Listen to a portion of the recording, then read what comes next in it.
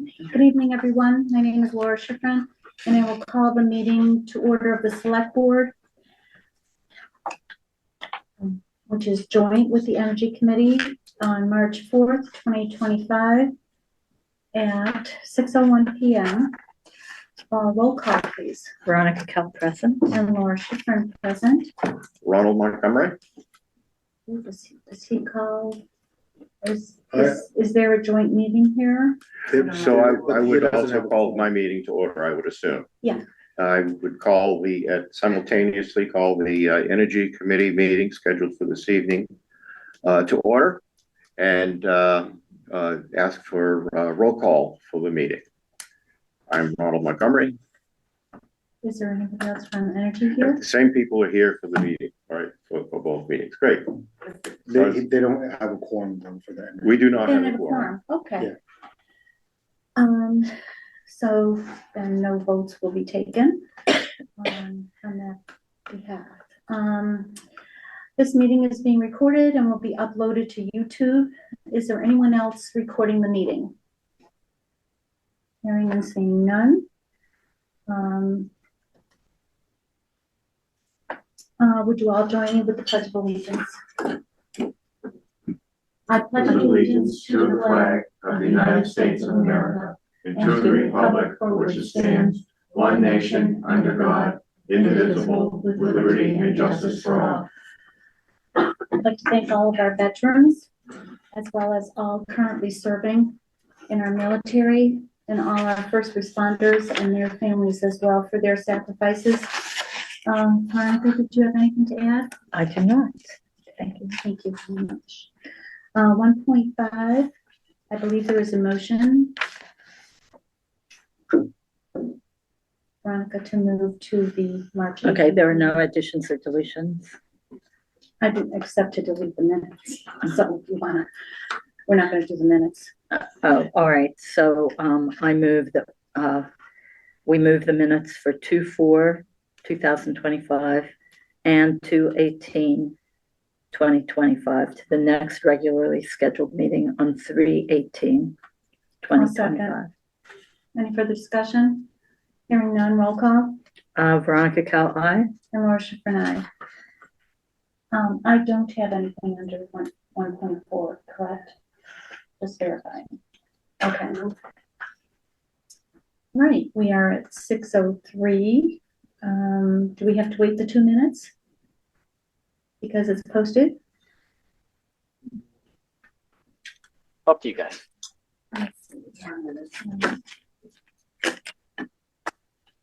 With you doing a 2-minute pause. Just in case, I doubt that anybody else will join, but Okay, you never know. Karen's on. Do you have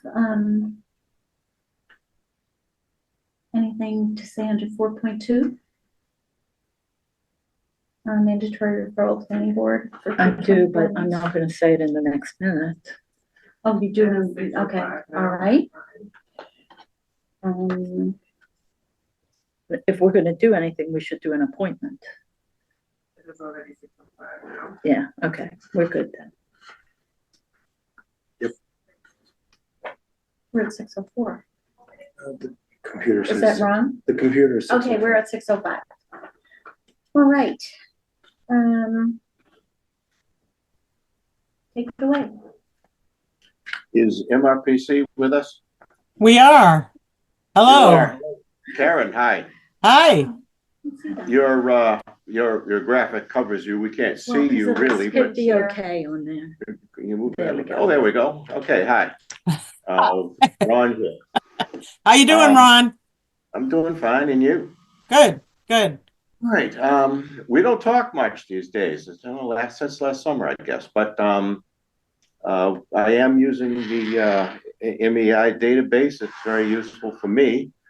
We're not really getting to share it with a lot of people because we have a very small committee at this point. But we'd love to see the annual report presentation. Take it away. All right. Thank you, Ron. So yes, for those who don't know me, I'm Karen Chapman from the Montechusett Regional Planning Commission. I'm the Planning and Development Director. My team that works on green communities is Kayla Kress, who's a GIS IT analyst, Zach Kay, who's our regional planner. They split the duties for annual reports. We do the work for 14 communities and they split it up and they each do 7. So as part of our funding from the Department of Energy Resources, we have several of our communities have requested these presentations to the select board to see where your status is. So we've been recently working with Erin Steinfield, who I understand is now not here, but we wanted to put her on the slide because she helped us a lot. And then Kelly Brown, she's the regional coordinator for the state. Next slide.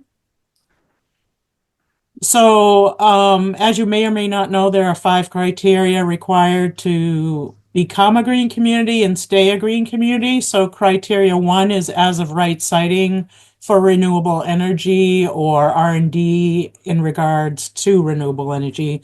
So Townsend was designated under the renewable or alternative energy generating facilities because you have a solar bylaw. Next slide. And then criteria 2 requires that criteria 1, when they go for a permit for renewable energy, that it's a shorter period than a regular permit. So your local site plan review allows that. Next slide. And then criteria 3 is really the big criteria where when you were designated, you had to write an energy reduction plan that said how you were going to reduce your energy usage by 20% over the years. You were designated in FY10. I was a part of that time period. And so this is a table that we get from MEI, which Ron was talking about, Mass Energy Insight. It's a state database that tracks all of your energy usage for electric, natural gas, gasoline, diesel, propane, heating oil, all of those things. And so we enter all that information into MEI in categories. So there's 5 categories: buildings, open space, street and traffic lights, vehicles, and water sewer. And so on this table, you can see FY 2010, that was the baseline year. So that's what everything gets compared to. And these units are an MMBTU, which is the British thermal unit it's the way to convert all of the usages into a common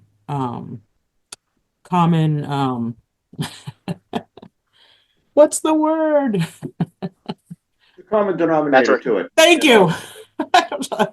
So you can see in your buildings, you've increased 0.9% since FY10, and that's due to a gazillion factors that I won't go over now. Your open space has gone down 23.8%, so that's great.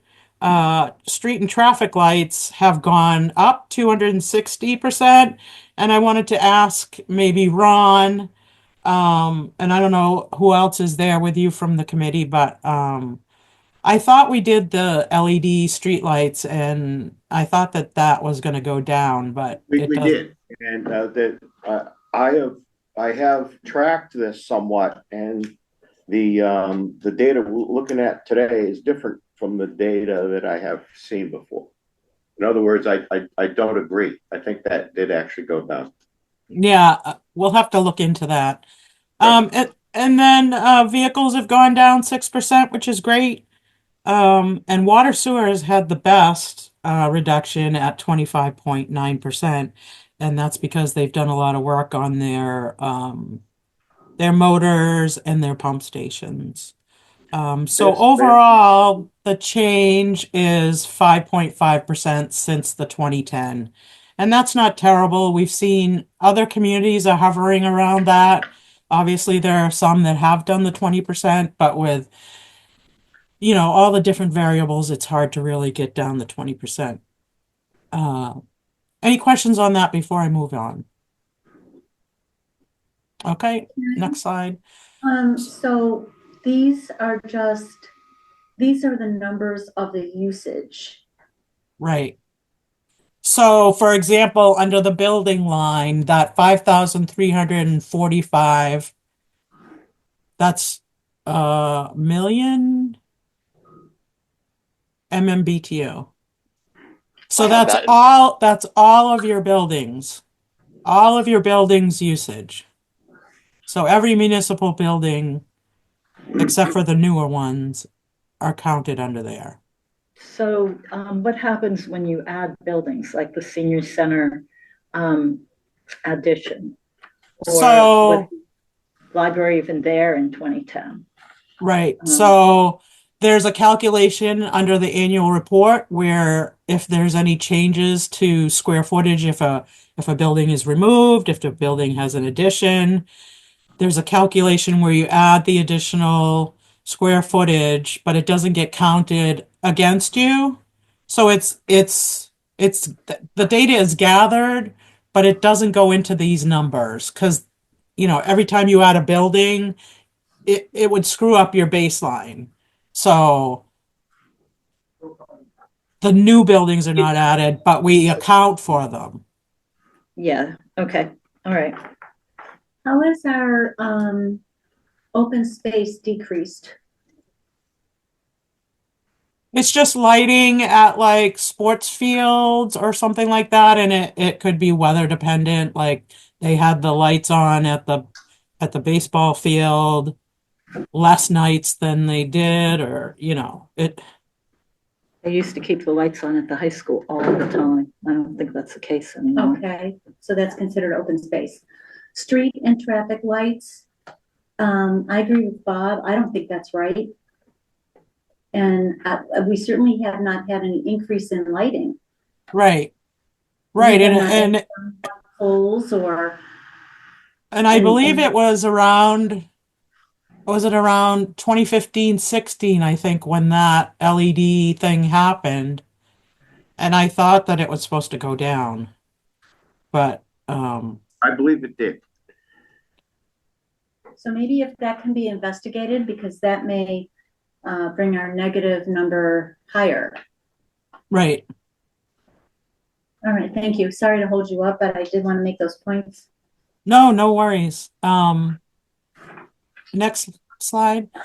I'm going to hand it over to Zach now to go through some of the tables that he got out of MEI. So this is Zach K, and he's going to go through this.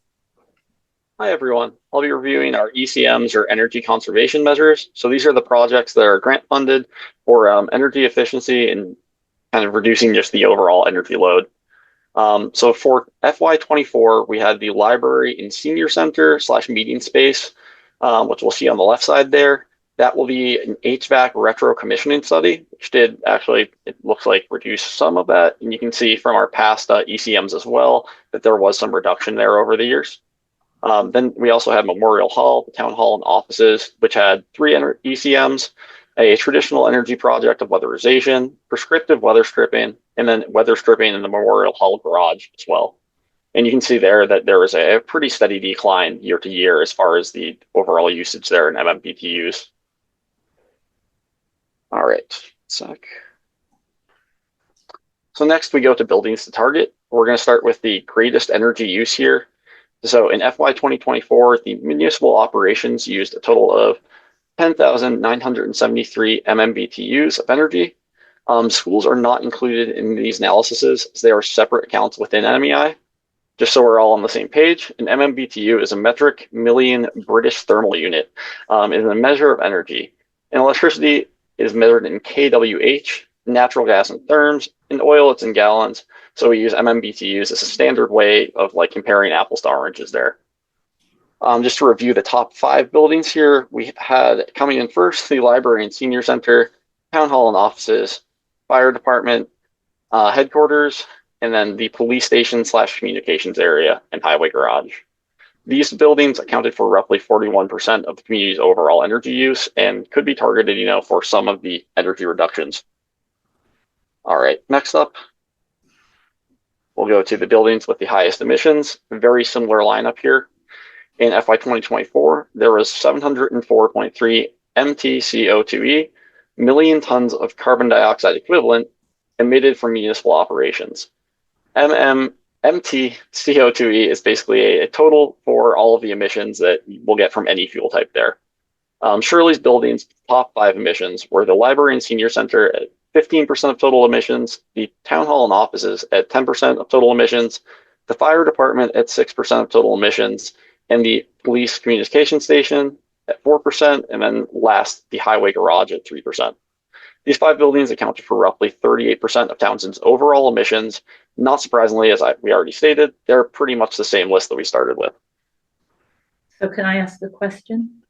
Totally. The water office building, is that the one in West Townsend versus the new one? That So would be the old. Old one, okay.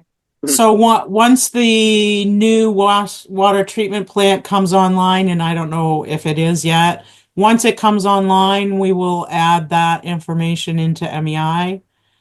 And because take out the water off, take out the other one then? Right. What we'll have to do is we'll like, if the water offices in West Townsend are 1,200 square feet and the new offices are 1,500 square feet, we have to put in that there's a difference of 300, and that gets inputted into the calculations. So you're not penalized for the additional square footage. It just additionally gets tracked.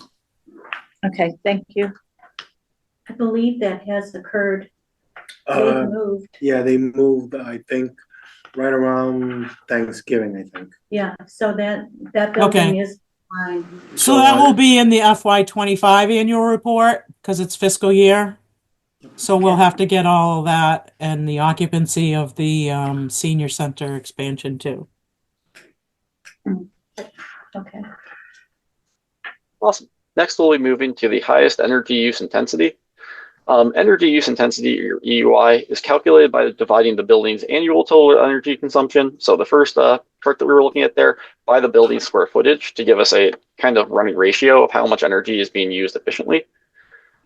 EUI is a measure of the buildings. All right, we already said that. Sorry about that. Townsend's top 5 buildings by EUI are the repeater generator site, the water office building, the recreation center, the town hall offices, and the DPW garage/barn. So we're looking at the same lineup of buildings there. These 5 buildings roughly use 10% of the overall EUI allotment the town has. Can I ask what's the repeater generator That was site? my question as well. So there, go ahead, Jack. No worries. That is going to be a police station site for communications that is not currently occupied, but currently is like almost constantly consuming energy because it has to run communications 24/7.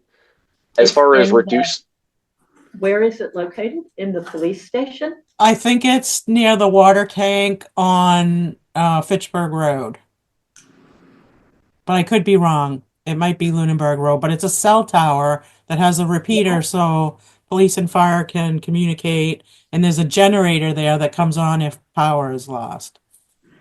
That was a capital planning expense, maybe 6 or 7 years ago, I seem to remember. Okay. All right, continue, sorry. And that's on the top because this is a function of square footage, and that really doesn't have any square footage. Yeah. Okay. And the garage barn, sorry, Zach, is the garage out behind town hall, not the highway garage. It's using gas? Yeah, there's a heater, one of those. Is there any water usage in there? Any water pipes? They do. I there think they is? do have water out If they there. have water, that they have to have some heat. Keep that from There's freezing. water pipes. We should find out. I've been in there. There might be like a little like slops. Okay. I don't think there's water like sinks and stuff. I think it's like a hose. But anyways. Or if I have, it's 20 years ago. Mm. I think we should take a look. I've been in there when I first started, but I don't recall seeing any a bathroom or a sink. Being able to shut There's off no the water, bathroom in shut there. off the water, and Yeah, you shut off the electricity, you know? Exactly. I would talk to whoever's occupying that building. Somebody must be parking vehicles in there. I think the senior van used to be parked there. I mean, it's facilities, right? It's not used by the fire department now. Let's take a look at it. We'll take a look at it.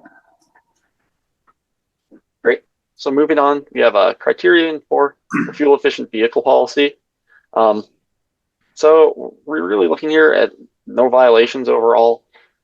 There's no transfers between departments noted, and the town had 0 electric vehicles in their fleet currently. One thing to keep in mind is the ZEV first policy, so zero emission vehicles first, as the town does have to agree to that to be within green communities. And another thing to recall as well is that police vehicles will be non-exempt for being fuel efficient after FY26. And you know the town has probably some heavier duty vehicles, so that is definitely something to kind of keep in mind there.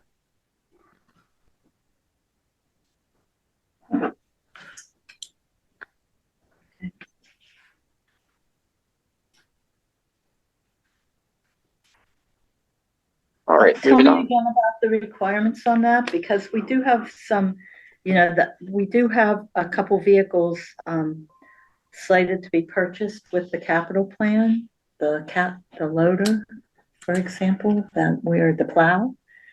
Do plows have to be energy efficient? No. If it's No. over 8,500 pounds, it's exempt and does not have to follow the vehicle policy. In the past, the police vehicles have been exempt, but like Zach said, after FY26, those will not be exempt anymore and will have to comply with the fuel efficient vehicle policy. Does that, okay, so we have a new lease pretty much for 5-year lease that's already been signed. Do we have to get rid of those vehicles and get new fuel efficient ones, or are we good to go? You're good to go as long as the vehicles you're replacing are lower MPG. The replacement vehicles Have to be a higher MPG. More efficient. Oh, I see what you're saying. Okay. Yeah. And you have to, so that'll get reported in the next annual report, any vehicles that are retired or transferred or purchased. Okay.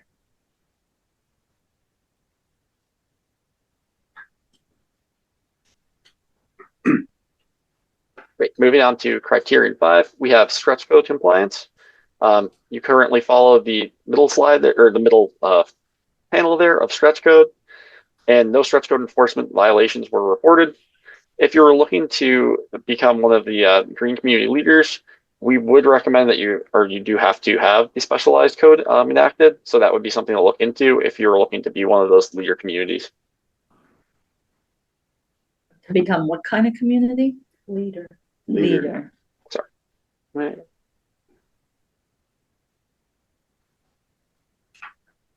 Great. So here are some of the highlights we have from the annual report this year. Since FY23, buildings have seen a 6.9% reduction in energy use. This is in part due to the 4 ECMs at the highway garage that were completed in 2023.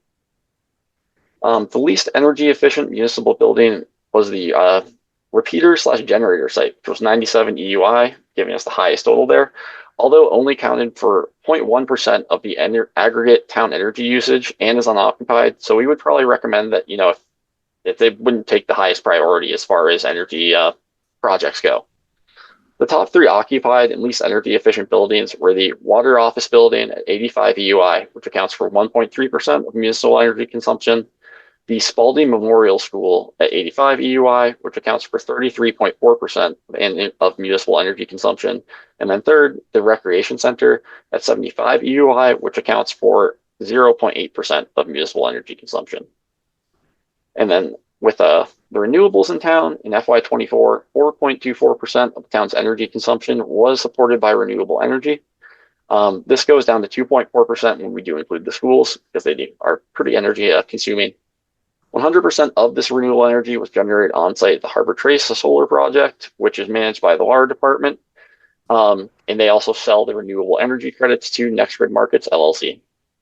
The chart that you'll see on the left side here, facility energy usage over time, will just show you a total of all of your facilities and what energy is used there. As you can see, since FY 2010, we're no longer using any oil, which is a great achievement. And then also having some solar production there is also totally helping out. So the solar panels that are going up on the parking area at the police station, that will be accounted for in the next, as far as Correct. energy usage, in the next report. Okay. Yeah, we'll have to get all the details for that. Okay. Or we'll be asking for the details.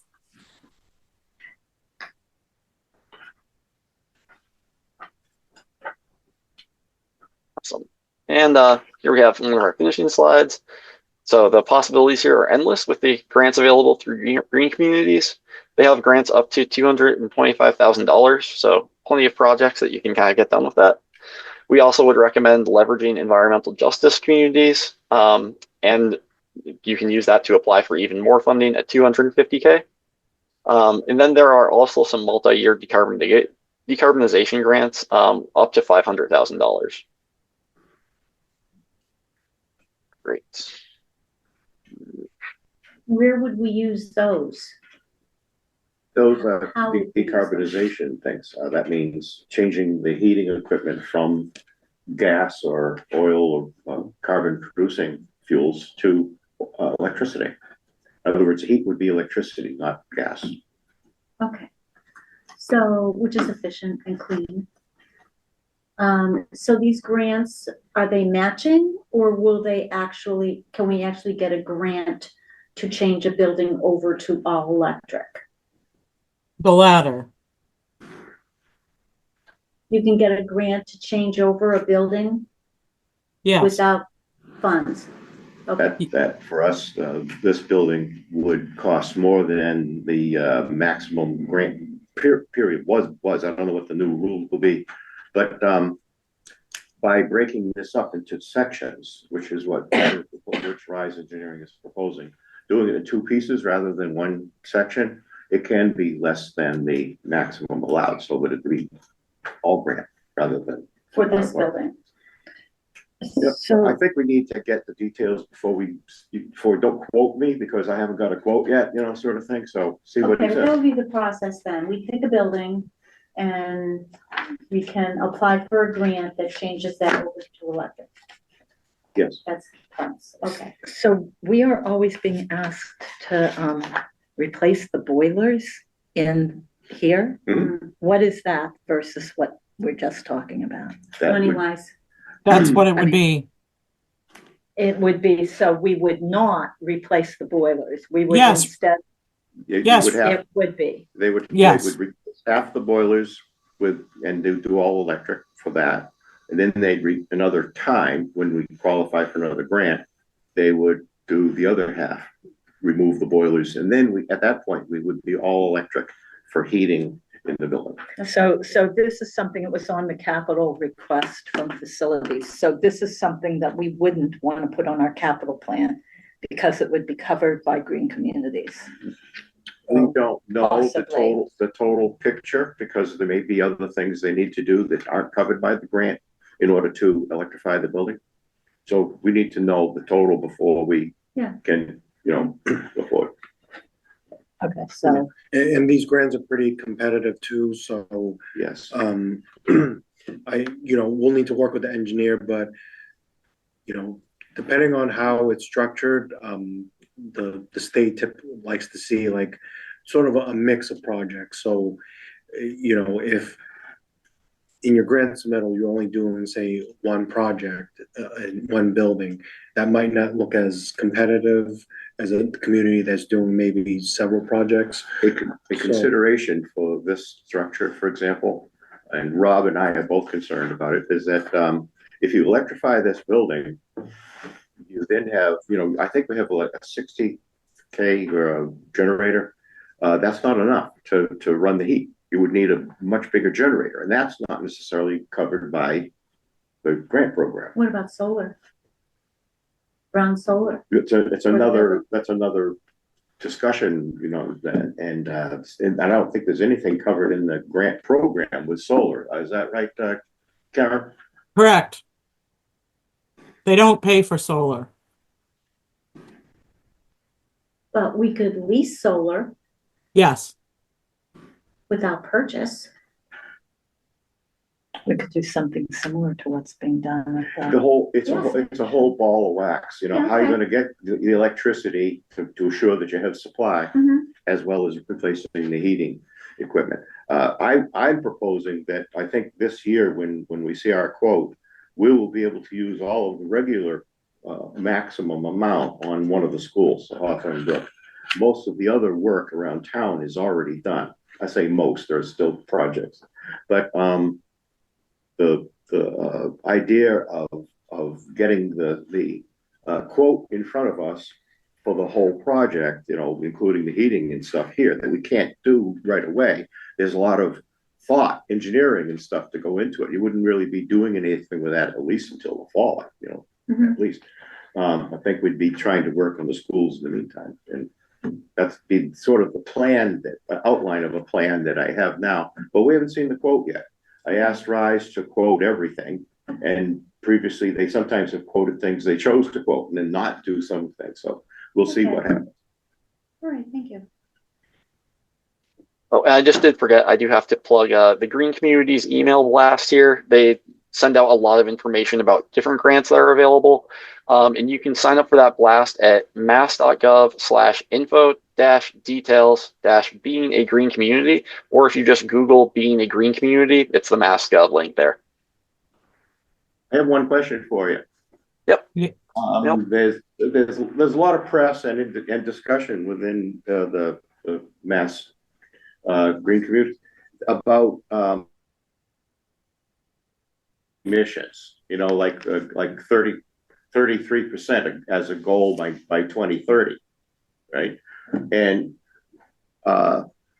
using it would seem that the possibility of calculating that is here. Do we have a place where we can see what our percentage reduction in emissions has been since our baseline? I believe there was a line in the previous year's report where we got that, where if you looked in the right place, you'd see what your percentage savings are, you know, so far in the last, we've been doing this 15 years now. So that's what we're looking for, is how much have we succeeded? What we're getting is the fuel usage reduction, but there's a mix of fuels that have different emissions, and the goal being to reduce emissions to zero. We'd like to see how we're doing. So, Is there any place in the report or MEI where I can find that information now? so I'm going into MEI right now, and there is an emissions. I thought I sent it to you. I've seen it before, but I don't see it in the report that we just got. You have to go to MEI to get it then, right? Yeah. Yeah, not included. All right.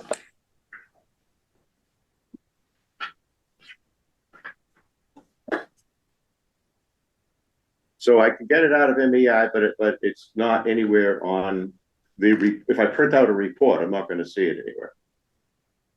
We can include it in an updated version of this that's shared with the select board post meeting, if that's all right. We'll add it in as a slide there for everyone. I'm happy to. But unfortunately, I don't have it on this.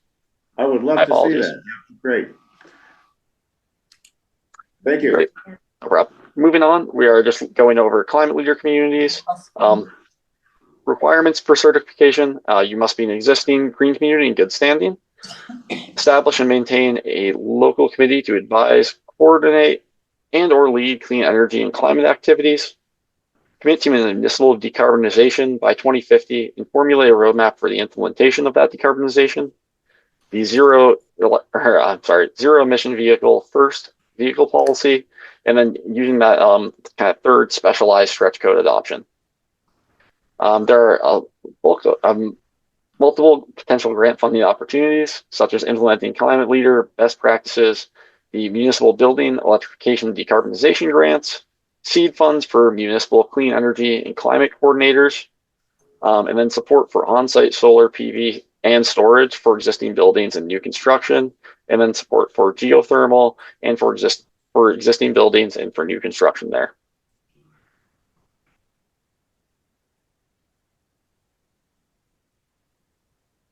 Oh, and then there are also just requirements for recertification, which is a 3-year process there, demonstrating that you meet the certification requirements, updating your roadmap to decarbonization, and then implementing the one community engagement climate leader or best practice.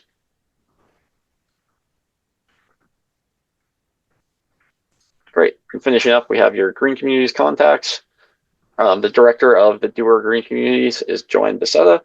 We have Mark Ravinsky, the deputy director, and our local Central Mass, Kelly Brown, who's in the left-hand corner here in the bottom. Great. Thank you, everyone. So I think that, to talk about decarbonization or whatever, we could invite Kelly to a meeting and I'll just, discuss it. Is that grant funding source separate from the regular green communities Yes. grant that we've been doing? Yes. Okay. I think that might be a good idea then. So one thing that I want to point out, you're our first community to give a presentation to, so sorry if it didn't go well. But one thing I really want to point out is that it's super important to have a contact at the town who's responsive to us in a timely manner to get all the information. So when we usually start in September, end of August, September, going through all our community's MEI, figuring out what information we need, and we want to send that to one contact person who can then disseminate it to the people in the department heads in the town that need to get it. Because us emailing 6 different people really doesn't work very well with the time period that we have.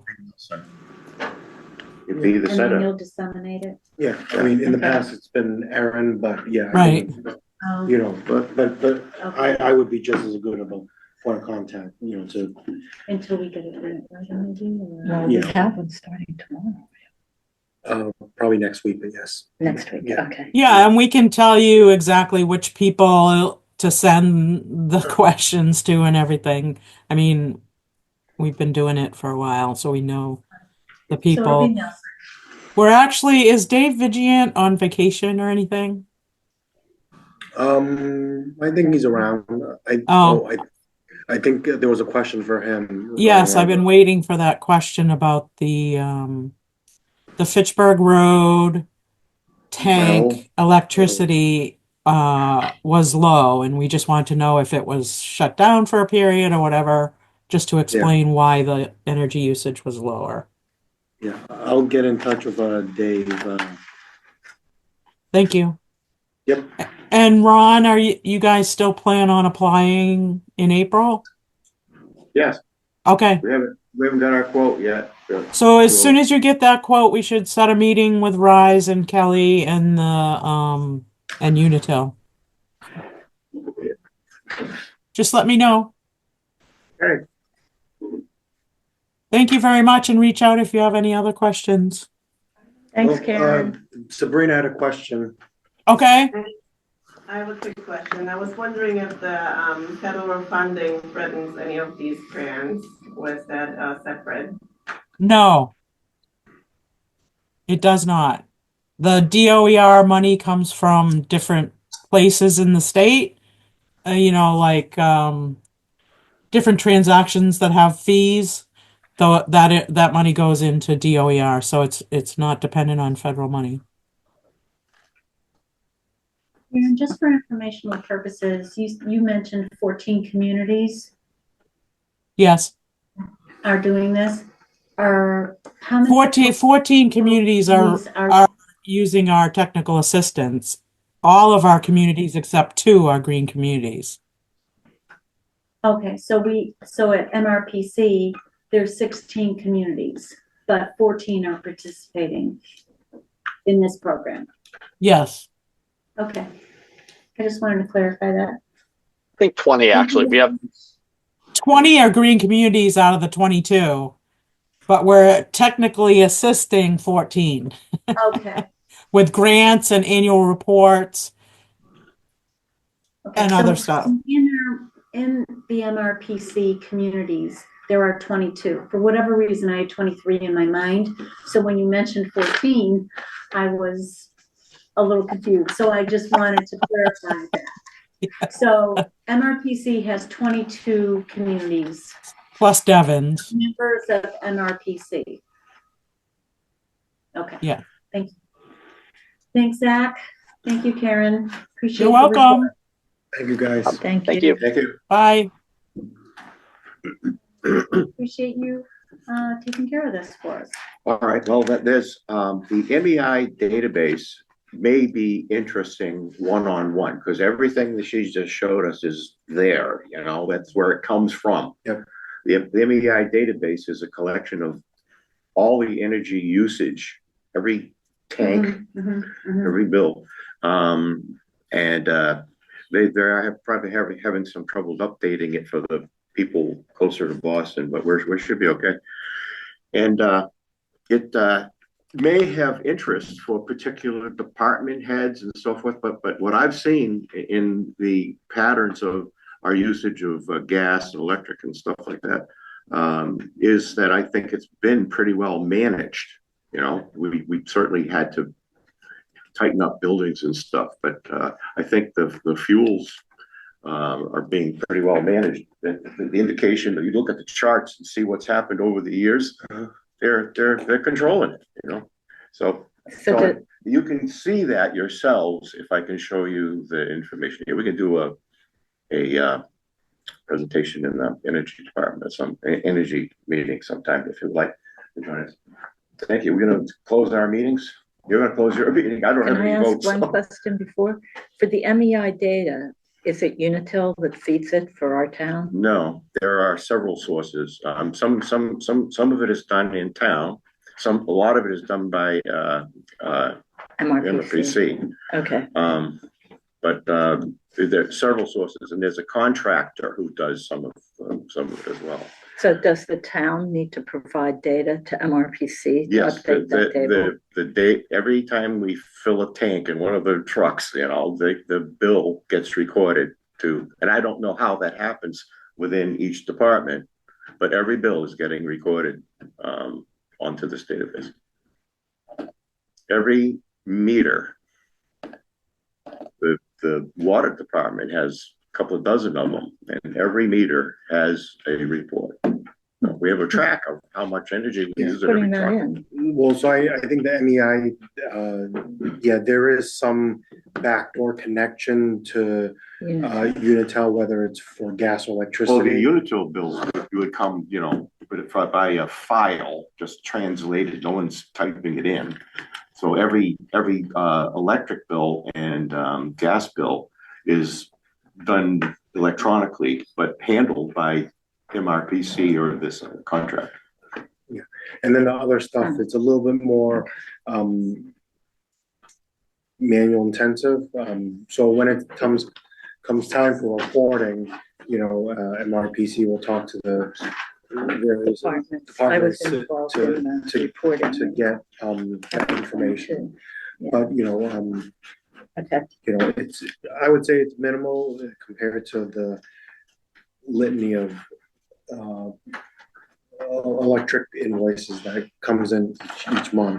Okay. But luckily they have a backdoor connection. Okay. Do we have to adjourn and adjourn the joint prayer? Yeah, we have to adjourn the joint meeting. I'll entertain a motion. I move that we adjourn our joint meeting with the Energy Department at 6:45 p.m. I second. Any discussion? Roll call. Veronica Cal, aye. Laura Schiffern, aye. Thank you very much, Don. Thank you, Ron. Ron, I'm sorry. 3.1. Thank you. Thank you. Appointment of Daniel Marshall as probationary full-time police officer for the police department, effective start date of February 24th, 2025. Is there a motion? I move that we appoint Daniel Marshall as a probationary full-time police officer to the police department with effective start date 2/24/2025. I second. Any further discussion? Hearing none, roll call. Veronica Cal, aye. Laura Schifrin, aye. 3.2. This. It's for you. And this goes with that. Are you ready for a motion? I was just looking for the paper. Yeah. All right, I do have it. I move that we appoint Kieran Meehan as Housing and Grant Administrator to the Land Use Department, contingent upon our receipt of a satisfactory pre-employment exam result with a tentative effective starting date during the week of March 10th. Okay, I have a different date on here, and it was initial. Yeah, That we're gonna revise that even further because, some of the pre-employment stuff wasn't able to be completed this week, so we're. okay? So you think the motion date is fine? Yep, for next, yeah, the week of, March 10th. correct. Okay, I second. Any further discussion? No. Hearing none, roll call. Veronica Cal, aye. Laura Schifrin, aye.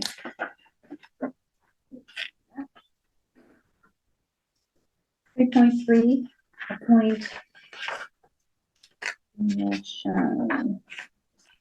got that one. As part-time intermittent season laborer to the Cemetery and Parks Department with effective start date of March 11th, 2025. Is there a motion? I move to appoint Daniel Shine as part-time intermittent season laborer to the Cemetery and Parks Department with effective start date of March 11th, 2025. And I second. Is there any discussion? Hearing none, roll call. Veronica Cal, aye. And Laura Schifrin, aye. This one.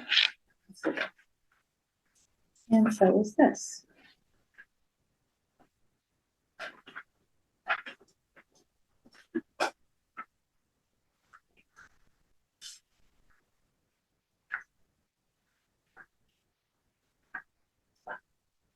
Four point one. Discuss comments on notice of inquiry and request for comments received from the Department of Public Utilities, Department of Telecommunications and Cable. Is there a motion? I move to direct the town administrator to submit comments as discussed to the DPU and follow up on comments with the planning board to be added to any submission. And I'll second that. Is there any further discussion? I have none. I have none. Okay, so. Okay, Veronica Cal, aye. and Laura Schifrin, aye.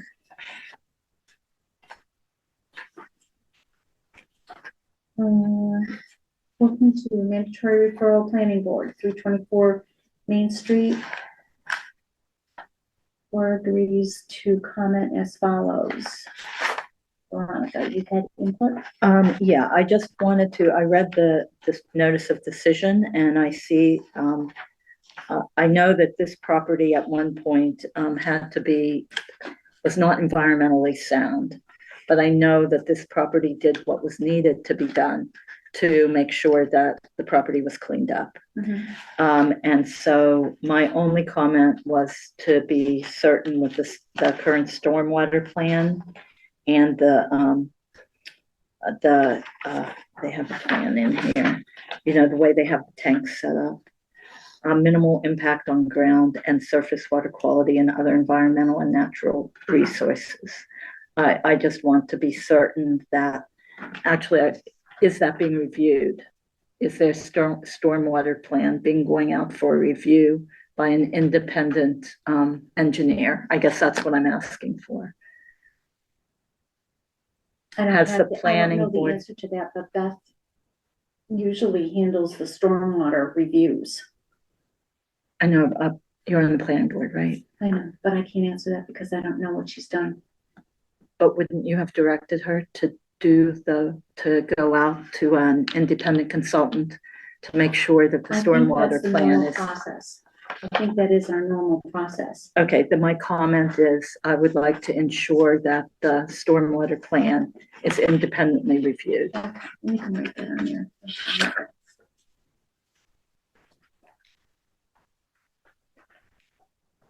The, and then the stormwater management application for that.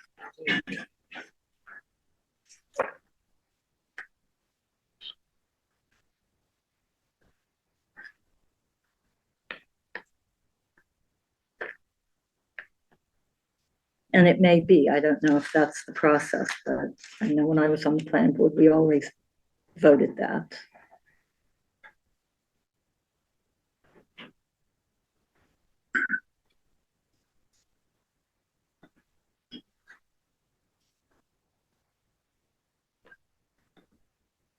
We don't need a motion for that, right? We both agreed. Okay. 4.3 is support letter for community preservation grant. Do we have a draft? No. Let me finish this. Okay.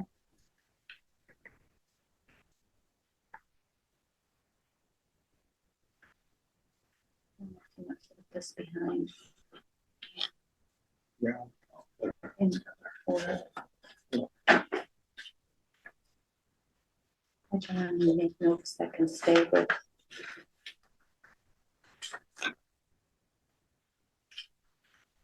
Okay, who gets this? Do I need to sign it?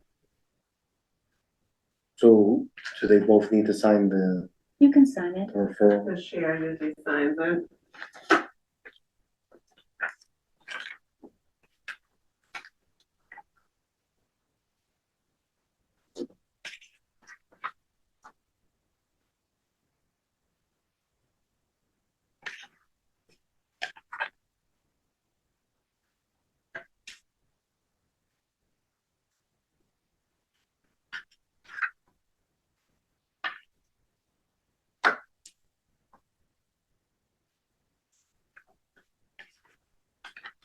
Okay, 4.3, for letter for community preservation grant.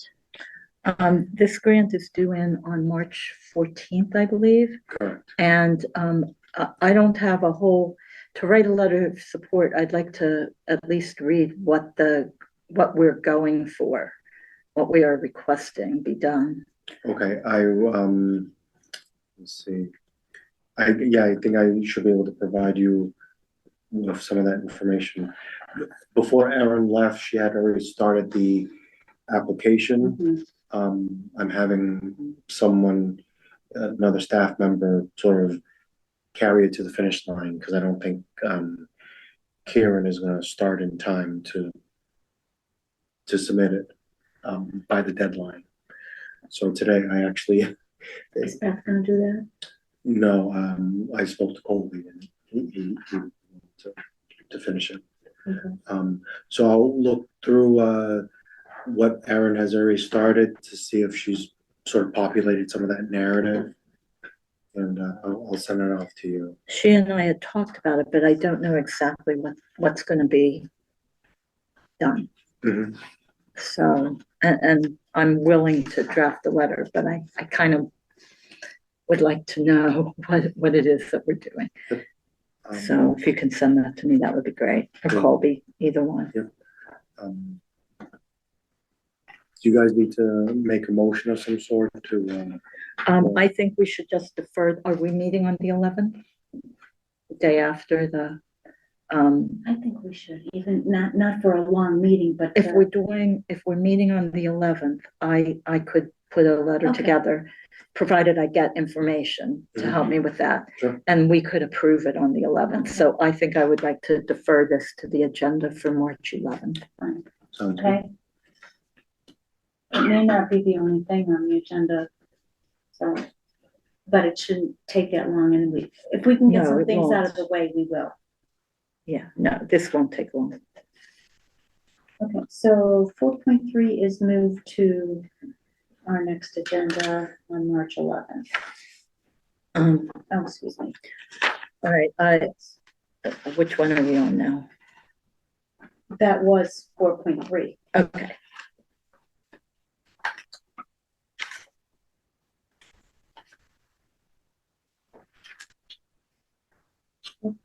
First reading of constable. So we have, Okay, we're gonna move this to the reading of the policy to the next meeting. yes, because we don't have a response yet from town council on this. I did see that. So do we need to make a motion to move it to the next meeting, or are we good? Just defer to 318? Yes. Do we need a motion, or are we just consensus?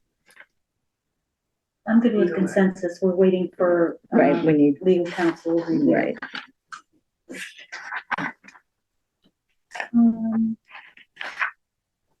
If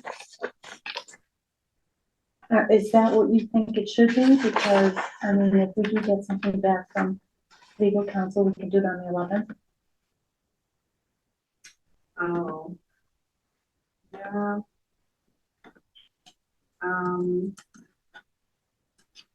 Let's keep it to the 18th. Move it to the next meeting, but it's still awaiting. Because we have a town meeting in there and council will be busy with that, I would like to Okay. keep it I'm to the good. 18th. Okay, the 18th is fine. Okay. 4.5. This is the first reading of the public records request policy. We need to do 2 readings of every policy in 2 different meetings. So I'm gonna go ahead and do the reading for this. And then we'll put this also on the 318 for the second reading, if everybody agrees. Okay. So would you like me to read it into the record? Yeah, why don't I have that? Do I have 2 That's copies? 4.5. Okay, I have 2 copies. Okay. You must have it. 4.5. Yeah. Okay, go ahead. All right, this is the public records policy. It is policy number 02-2025 to replace policy number 08-2006. Okay.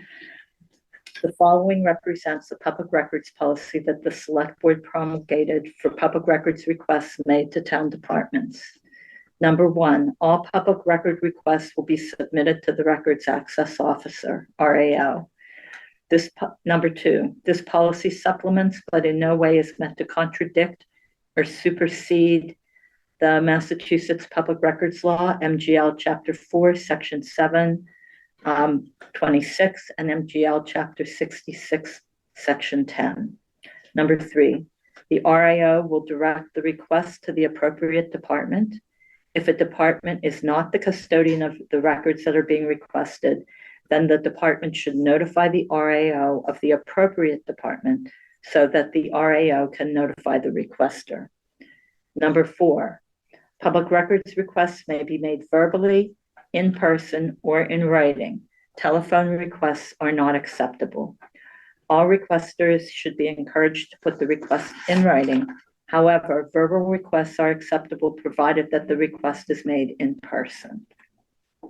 Number 5, the RAO is required to keep a logbook of public records requests, whether made verbally or in writing, noting the date and time when the request is received, the name and contact info of who made the request, and the documents requested.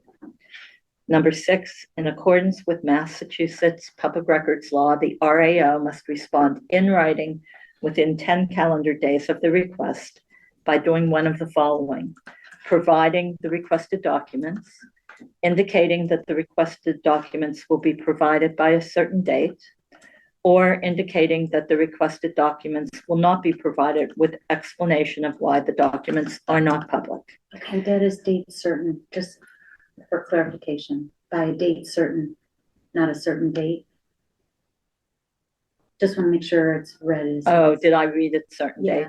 date certain? Mhm. Denials should only be made after consultation with the town administrator. Number 7, in accordance with Massachusetts Public Records Law, a requester has the right to inspect and examine available public records under the supervision of the custodian and not be furnished with copies of the public records unless so requested.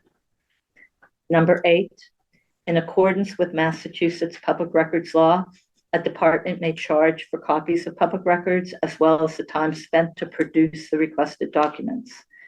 Departments should provide to the RAO an estimate of the cost before the work is done, and the RAO shall pass this estimate on to the requester. This estimate must be in writing for any requests estimated to cost in excess of $50, meaning 2 hours of time at $25 an hour. Number 9, all documents prior to being provided under the public records request must be redacted to exclude, there should be any personal information, not any personal information of town employees considered by the Massachusetts Public Records Law to be private, including individual dates of birth, social security numbers, or age. The time to redact will be taken into account by departments and the estimate for time to complete the request. And that is the first reading, which is today, 3/4/2025. And the second reading can be put on the agenda for 3/18/2025. And only that one change. Okay. The and becomes an any. So that the other earlier, the date certain, was those two words actually should be flipped around? No, it's by Date date certain is fine. Oh, I just read it certain date. Yeah. It says date certain, and that's okay. oh, I think that's okay. I've never heard it Oh, yeah. said that before. I've seen a lot of legal documents that way. Oh, God. So. Anything else that we should change or add or? So do you think that there should be, before the departments start all this, do you think there should be a fee up front? Well, that's what when I'm, an original request gets made Um, before any departments do anything.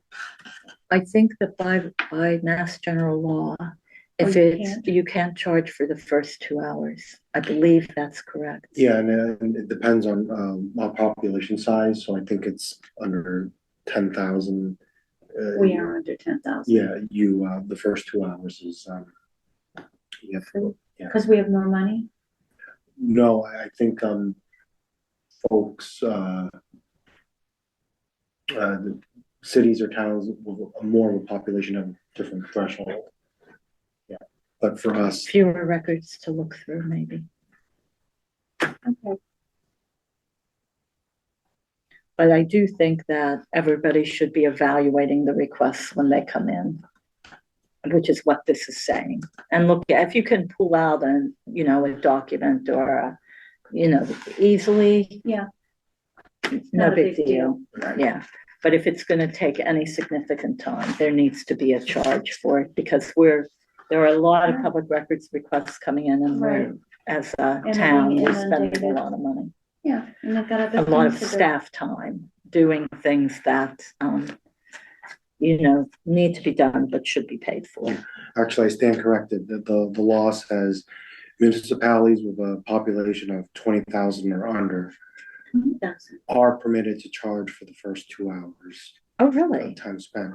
what I thought, because Searching. the larger cities have more staff. Then I think we should change this then. I I do would make too. a motion to say that all public records requests are a fee of $25. Minimum. and then you go on with the rest of, Yeah, if it's what more. adds to it. And is there, Or $50. right, is there really not a cost to exceed in that, It says here, 25 per hour is that's the maximum you can charge. yeah, per hour? But if it goes for hours. Oh, then they have to come up, the department needs to say, come this up with is the gonna estimate, take us anything over 8 50. hours. Okay, right. So Okay. how much do we want to charge for a request? Because we can put that in there. This would be number 8. I think it's a minimum. I think it's a minimum of $25 to start the ball rolling, and then you get an estimate if it's over 50. So I want to put a sentence in after the first then. In accordance with Massachusetts Public Records Law, a department may charge for copies of public records as well as the time spent to produce the requested document. A charge of $25 will be made for each public records request. Correct. Departments should provide to the RAO an estimate of the costs before the work is done, and the RAO shall pass this estimate on to the requester. This estimate must be in writing for any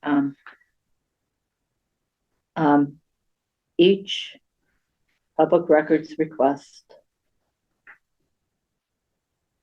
How do we want to word this? Each is okay. Each public records request will incur a $25 fee.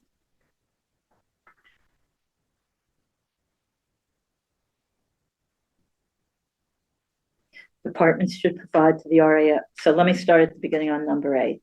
In accordance with Massachusetts Public Records Law, a department may charge for copies of public records as well as the time spent to produce the requested documents. Each public records request will incur a $25 fee. Departments should provide to the RAO an estimate of the cost before the work is done, and the RAO shall pass this estimate on to the requester. This estimate must be in writing for any requests estimated to cost in excess of $25 or 1 hour of time at $25 an hour. Okay, so the estimated to cost excess of $50 is not going to be in there. Nope. If we're not subject to it. I thought we were, but we're not. Okay. Meaning 1 hour of time. Right.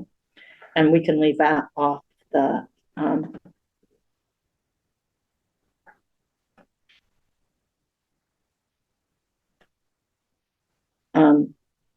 okay, so that now is the first reading, part of the first reading. And just make sure that we have a copy of it before the second reading. Mm-hmm.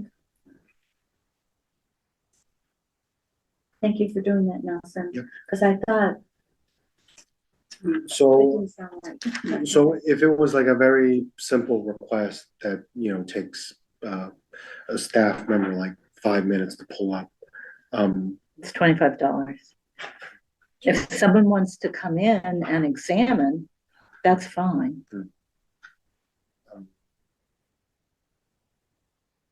because I'm just reading on a few things, and I guess the RAO is encouraged to waive fees where disclosure is in the public interest. So I'm just wondering if, something that takes minimal effort, if a fee really should be charged. Since part of this complaint came from the RAO, I'm okay with that determination being left to that person.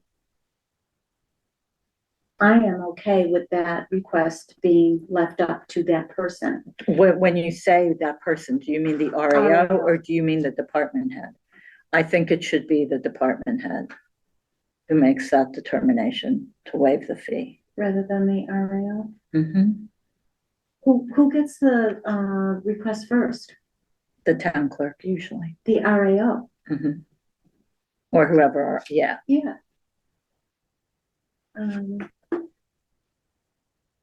Just hearing some of the discussion the other day in the summit, I think that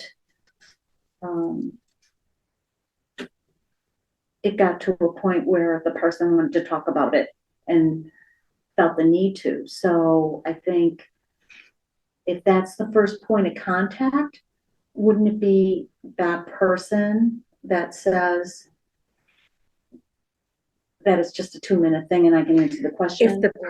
If the RAO can answer the question without going to a department, Right, okay, get then, that. and chooses and determines that they can do it right there. I've got this, No big deal. you know, yeah, I can see waiving that. But if it has to go to a department, It has to be a fee. then it has to be a fee. I'm good with that. Do we have to spell that out in this? Yes. Okay, Probably. okay. So So it rests with the RAO to do or not to do, like take care of it right away. Should it need to go to a department head, there's no question that there is a fee.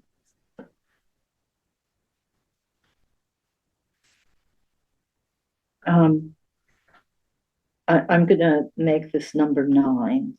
Okay, The RAO may waive the fee. I don't know what the right word is. Waive You would were be correct. reading, Or shall determine. may at his or her discretion.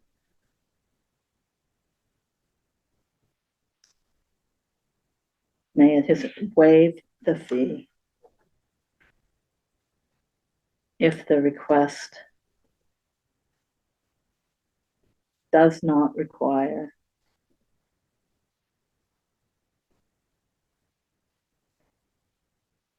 a referral to a department,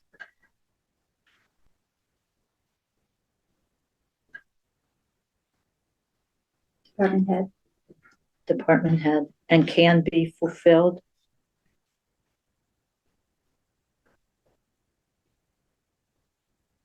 by the RAO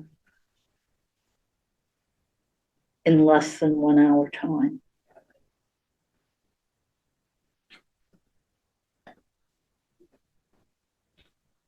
Okay, so number 9 becomes 10. Yeah. Number 8 reads, in accordance with Massachusetts public records law, a department may charge for copies of public records as well as the time spent to produce the requested documents. Each public records request shall incur a $25 fee.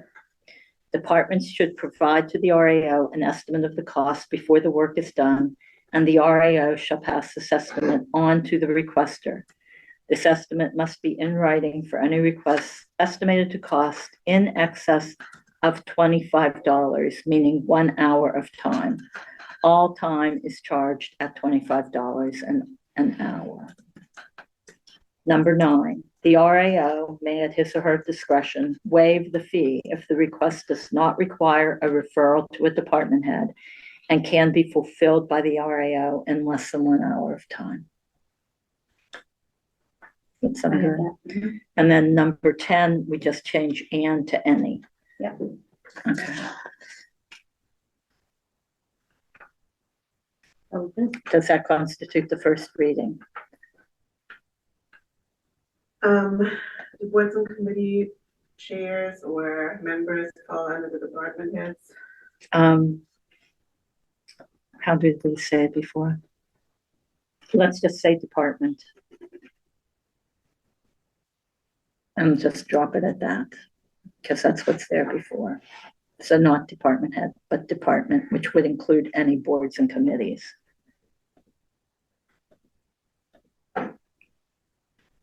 Should I say to the appropriate department or committee? No, just to the appropriate departments. So. Is that one for? Okay, so then it's, Sorry. the RAO will make that determination. To the department.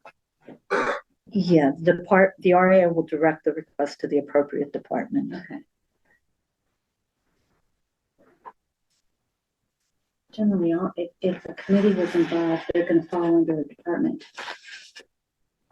Yes. Yes. That's the way it was written Yeah. before, so. Okay. I'm now good with the first reading. Thank you, Nelson, Yeah, thanks. because I think that was all helpful to know. All right. Would you like this, Sabrina? And I'll have mine for.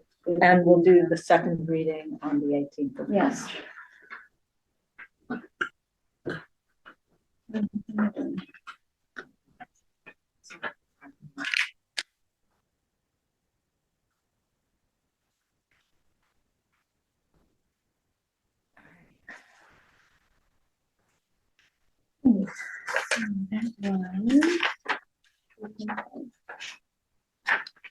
Fourteen six, discuss special town meeting March 10th.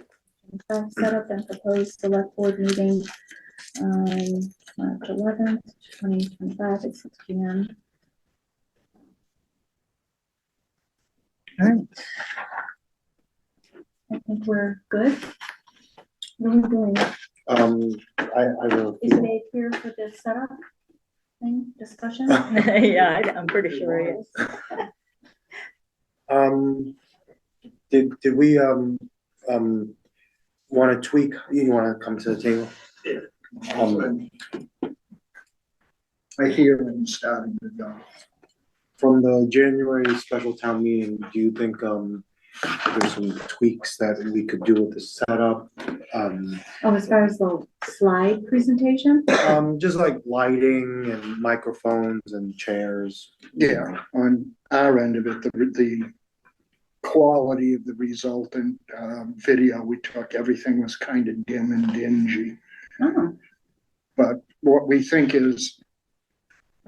determined afterwards is the first row of lights that are up on the beam that are almost right above you guys on the stage, they were turned off. So they weren't even on. So our cameras were more sensitive than the people sitting there, and it could see the darkness more than the human eye could. So we got to make sure that you turn all the lights on before the meeting starts, so that way you're well illuminated.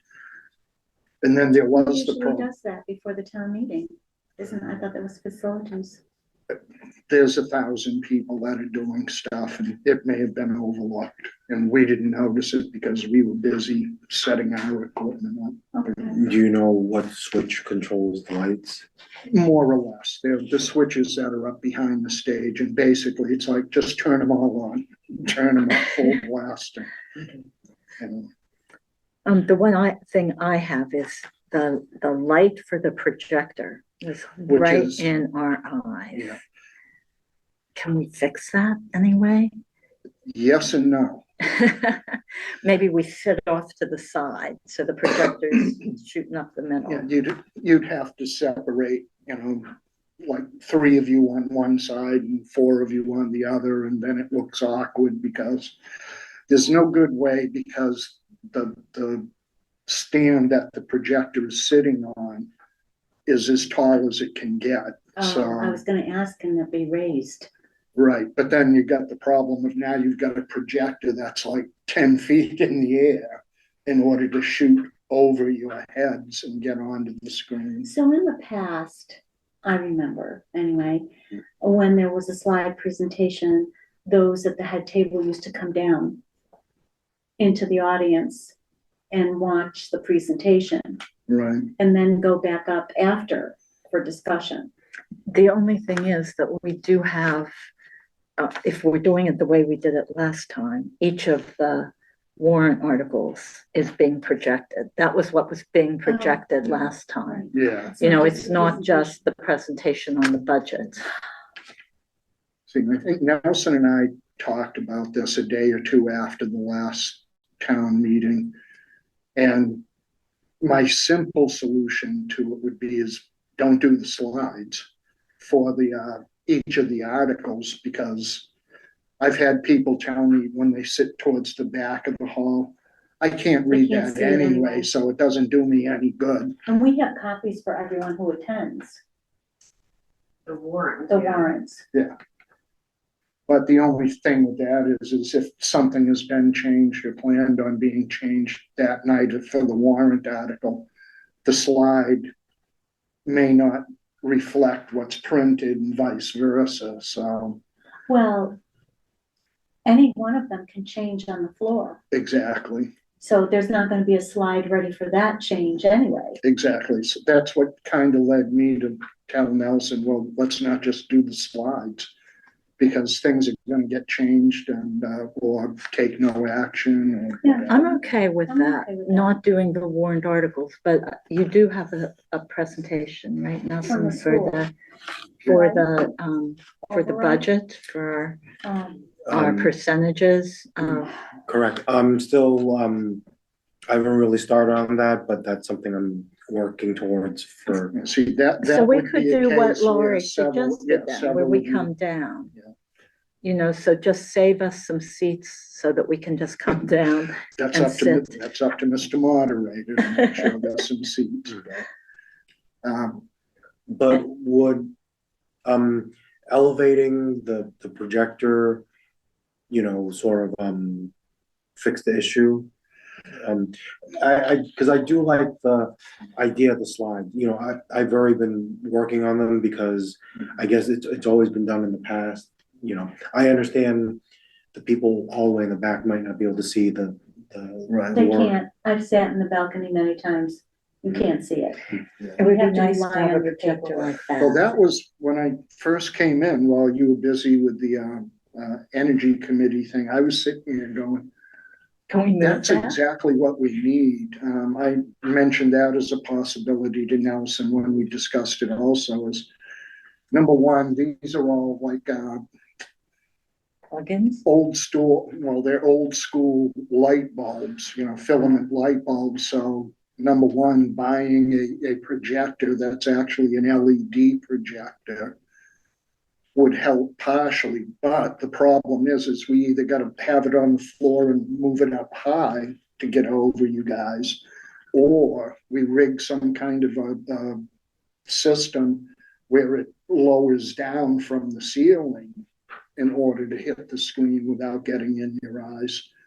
So it's 6 of one, half a dozen of the other, but there's no real way to project onto that screen behind you, unless we do something drastic, like a projector stand that's like 10 feet tall. But then how do we control it? We'd have to get one like this where you've got like a clicker where you can turn it on, turn it off, pause it, zoom in, zoom out, pan left or right. Here's another question. Can we move the table off the stage and the podium down onto the floor?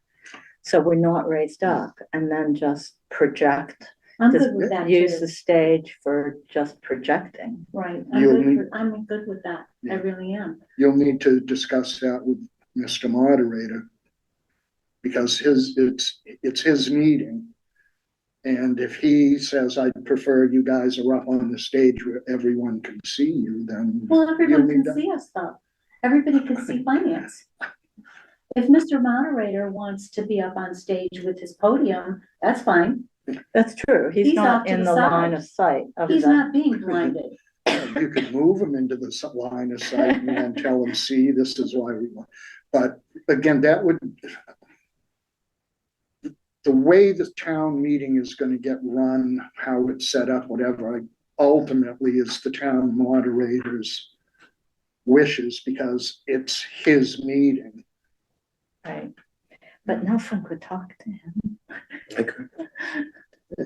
Yeah, I Why can talk, why don't you see what he can yeah, do about that? I mean, I'm making it Will sound we like discuss? he's, you know, a taskmaster or something, but we talked before the last meeting. It was Nelson, myself, Kathy, town clerk, and John Barrett. We were all there discussing, do we put the visitors over here? Do we put them up front or on here? And, you know, people that want to video the meeting.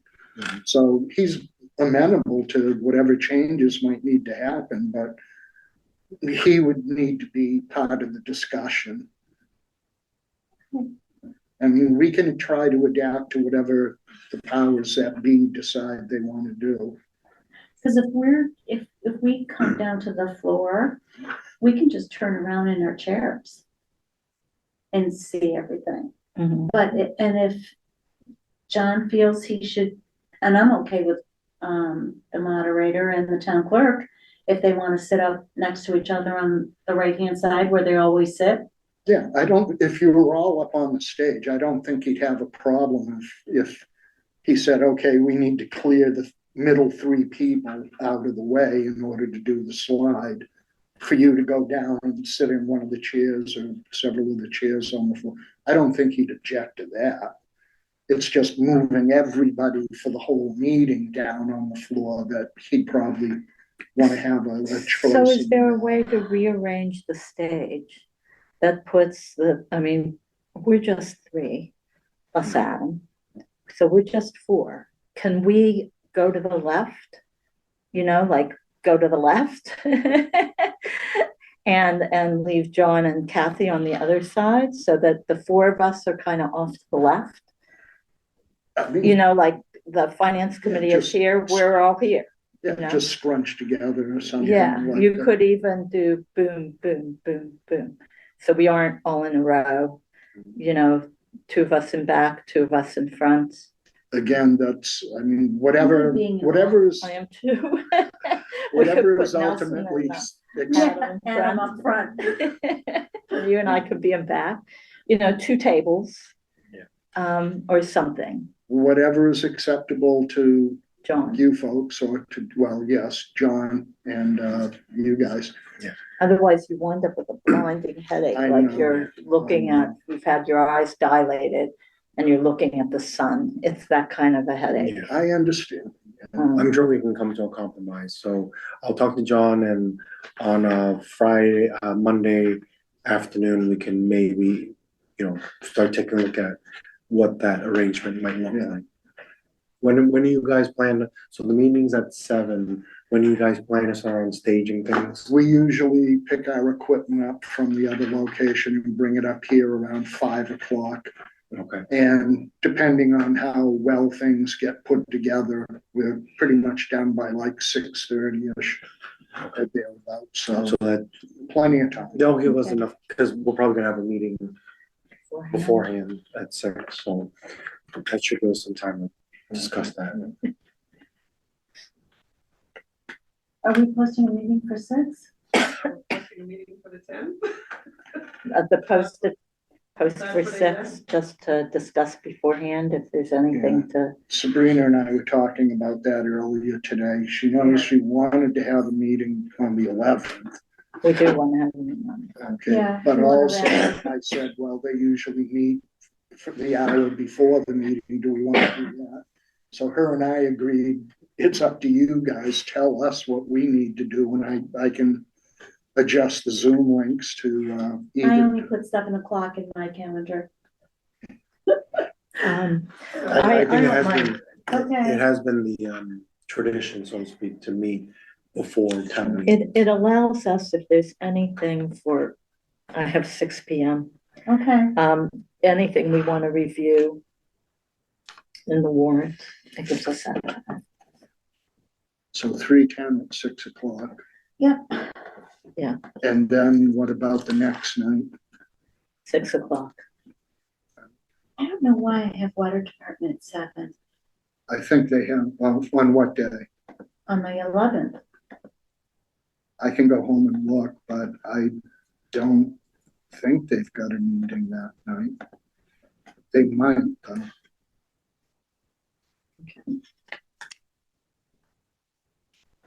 Generally, I think, I want to say they meet on Monday nights. Yeah, lately they, Usually when it's planning board, and then I'm not able to attend. They might have changed it because of the special town meeting. I don't know. I don't remember either. I'm handling so much of those. That's why I've got a paper calendar and I've got an electronic calendar to try and remember all those. So, well, I'm not looking at the 11th to be a long meeting. So No. 6 o'clock on the 11th, And it'll be a short agenda. But I think we should just have a little wrap-up conversation and see what we are up against. Did the board have one on the 11th? I think they do. I Oh, think yes, they're they already do. booked But they're booked. They want us to come down to them. on the 11th. 11th. Yeah, they're downstairs in room 2, but So just the 18th to And we're meeting on the 18th, yes. so they can come to our meeting on the 18th. Well, for the 11th, if there's 2 rooms, they can still be joined, which is, would be in 2 separate rooms, right? Have the hybrid meeting. come to think of it, now that I'm picturing it, I think you're right. The water commissioners are meeting on the 11th. At So, 7. yeah. I'm not looking for a long meeting. Oh, yeah, no, A few I'm just- preliminaries and, A plan. you wanna do Zoom with the Board of Health? Hybrid?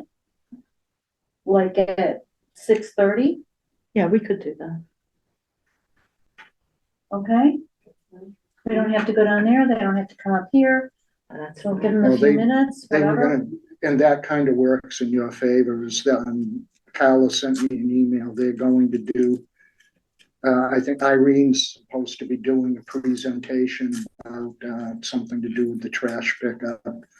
She And gave us a lot of somebody information. else, so I told her if they're gonna do that, they're gonna need to do it with a Zoom and have those people with the presentation use their own laptop and join the Okay, meeting, even though they're already in the room, in order to show everybody else okay, the presentation. So you could even be up here and watch it, whatever. okay. Yeah, Ask if we could do that at 6:15 on Tuesday, the 11th. Because we get to do a few things before for the 15 minutes I think 15 minutes is not enough time. for us. I do. Did they give any indication how long that presentation? I'm gonna try. Christian, in the email had asked Carla to tell both Irene and whoever the other person was, prepare a 15-minute presentation, so 2 15-minute presentations. So do you wanna do it at 6:30 or 6:30 with the Board of Health. 6:40? I just wanna try, I will stay in the room and join water department at 7. Is what I'm thinking. So trying to get it 3 done in 1 hour, Right. or, a 10 to 3. Okay. What do you think? I would like us to have discussed whatever we need to discuss before we meet with the Board of Health. Okay, Um, so then 6:30. You can meet earlier. Oh, Well, we could meet I earlier. could. I could. Yeah. Yeah. You wanna do 5:30? Yeah, let's do 5:30. That Talk might to- solve a lot of problems. Yeah, talk to Carla and maybe she can help you fine tune what time the Board of Health is going to do their presentation. Yeah, because I'm looking at their agenda right now and, 1.7 is, GW Shaw. It's Irene and then Ben from GW Shaw. So what time is that on their agenda? It doesn't say, You said it's 1.7. correct. What are all the things they had before? Roll call, additions or deletions, septic permits for review, 56 Bayberry Hill Road, discussion on rodenticides. They say continue to 325. That means they punted it, right? Mhm. And then food permit updates, that's continued to 4/8. So Oh, not much. it looks like it's pretty quick, so probably by 6:15, yeah. Okay, we'll meet at 5:30. All right, I'm good with that. We'll meet at 5:30 and then 6:15 for, Board of Health. And we're posting as a joint meeting with them at 6. Huh? And we're posting as a joint meeting with them at 6:15. 6:15. Yeah, and 'cause And it'll be if that you're both fast. gonna be involved, even Yeah. if it's partially remote, you're gonna have to. Yeah. Okay, On the I'm good. 11th in this room. Do you want Yes. to do the water department at 7? No, you're doing that, right? I will, yes. No, then No? I Okay. don't, I mean, unless we're doing a joint meeting with them for some I reason. don't think so. I don't, Okay. I can ask, but I don't think so. Okay, Sabrina, ask Water Water department, department, Friday, if 11? they want to join with the select board. If not, I will join them at 7.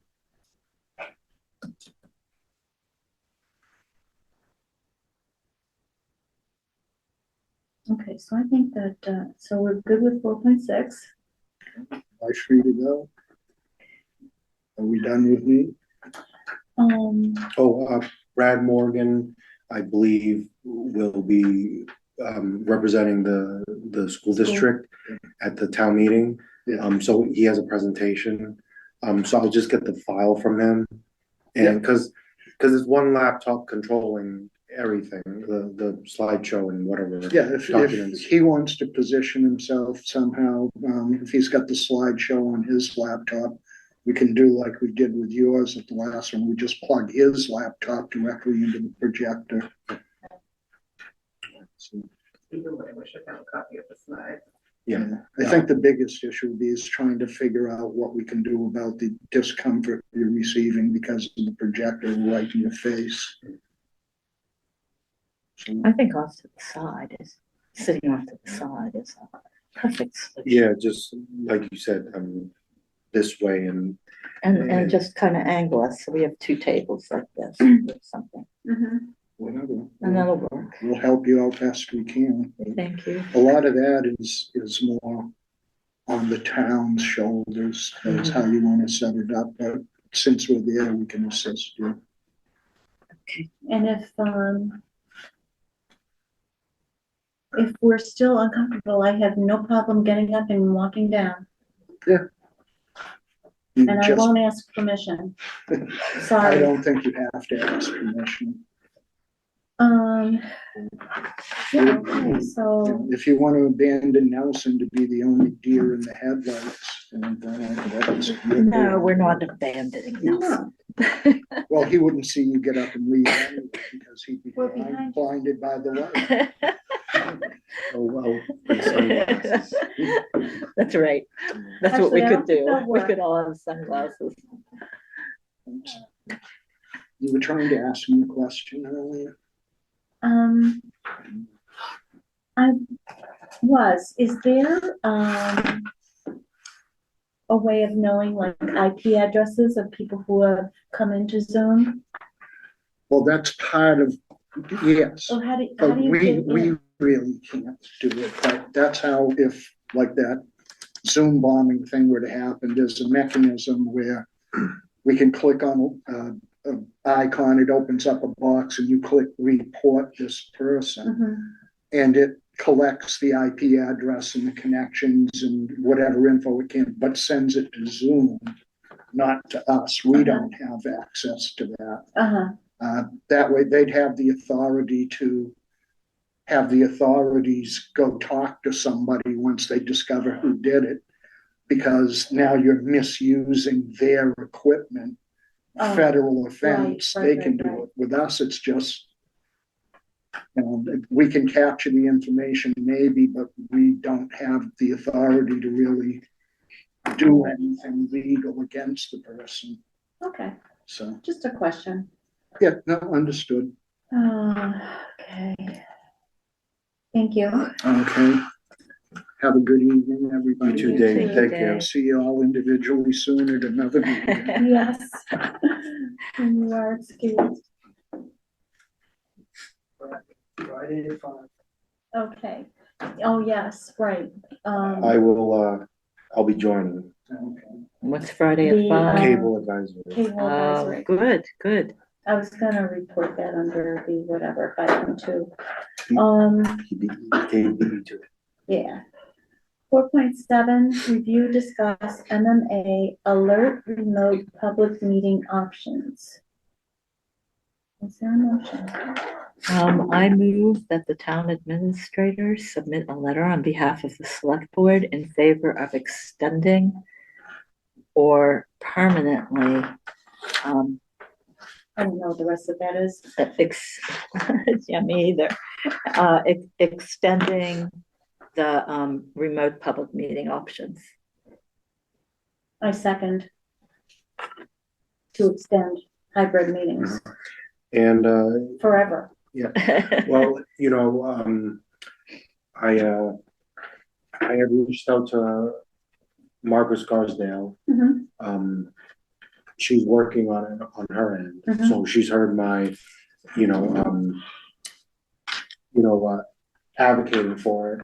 And I had met with, Congresswoman Trahan's, office maybe a couple weeks ago via Zoom, just go over some of our,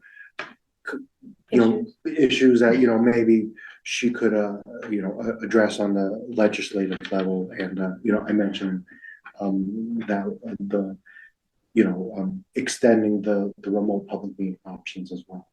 So I think I think everybody really is in favor of it, Oh, MRPC as well, because absolutely, we get far more attendance virtually. Yeah. Than we do in person. Now, certain times we have to, we understand, but in order to be transparent and allow more people into the meetings or being able to review meetings at their leisure on YouTube, you have to do this. absolutely. I think people are getting nervous because it's expiring at the end of this month. Right. And I can certainly see a gap in coverage where we have to revert back to the old, Definitely. so, they need to act quickly, I think, so that there is no extended period of time where we're using the old, way of meeting. Yep. Hopefully they look at it with priority. Yep. 5.1, town administrator updates and reports. I made a motion. Did Oh, we? yes, you did. I am sorry. It was, I guess it was seconded. Yeah, I did second it for hybrid meetings to continue forever. That was the motion. And we Okay, had so we need- discussion. Okay, roll call Veronica Cal, aye. and Laura Schiffer and I. Okay, now for 5.1. Thank you, Veronica. So, a big update that I want to let you guys know. So NMCOG, the North Middlesex Council of Governments, they're a regional planning agency and they're based out of Lowell. They're kind of like a. We're not, and they're like MRPC. They're the MRPC That equivalent. region. Yeah, I thought. Isn't that what that, and maybe not. NMCOG, but I think we are part of that Okay, region. so it's a different thing. Yeah, but they're very similar to like an MRPC. So I guess this started before I even started here in Townsend. It was Townsend, Pepperell, Dunstable, and Littleton. All four towns got together and submitted a grant Oh, yes. to get a regional energy manager. So this individual would be servicing the four towns I just mentioned, including Townsend, on a various number of issues. But, it's, What does the COG stand for? Council of Governments, NMCOG. And what are the towns? Townsend, Townsend. Pepperell, Dunstable, and Littleton. So over the summer into the fall, all four towns met remotely to figure out, what each town hopes to get out of this regional energy manager. So we came up with a list, and this was Aaron at the time was assisting. So we decided that we would have this individual come up with a climate action plan for Townsend. So that would basically incorporate, everything from the open space report that we've, had generated. I think it was MRPC, I think. What else? A hazard mitigation plan that Weston and Sampson did for us a few years ago. And the MVP, municipal vulnerability. Yep, housing production plan, a master plan. I mentioned the open space and recreation plan. There was, We had those plans done. yep, so what this individual would do is incorporate everything into what we call a climate action plan. So it kind of this takes all those plans and reports and studies and distills it into, something that's focused on the climate. So it could be, a lot of it is energy efficiency projects, but it also has to do with, how does that relate to climate change and, how do we, mitigate some of those risks, especially all of our culverts and, waterways here in town. So it just incorporates all those plans and studies into a cohesive climate action plan. And that's our particular ask. I know Pepperell, Dunstable, and Littleton have a slightly different flavor of what they're looking for this individual to accomplish for them. But for us, it's the Who climate. is us? Townsend. I mean, who in Townsend is asking for this? Well, so the this regional energy manager would meet with key stakeholders, select board, planning board, because you guys do so much with planning and development that could affect climate, as well as someone like Ron, for example, on the energy committee. Well, right, Yeah. I understand, having the energy. But the planning board, when you think about it, it makes a lot of sense too, because you're in charge of all site plan reviews, major projects, and those projects have potential impacts to the environment, the climate and things of that nature.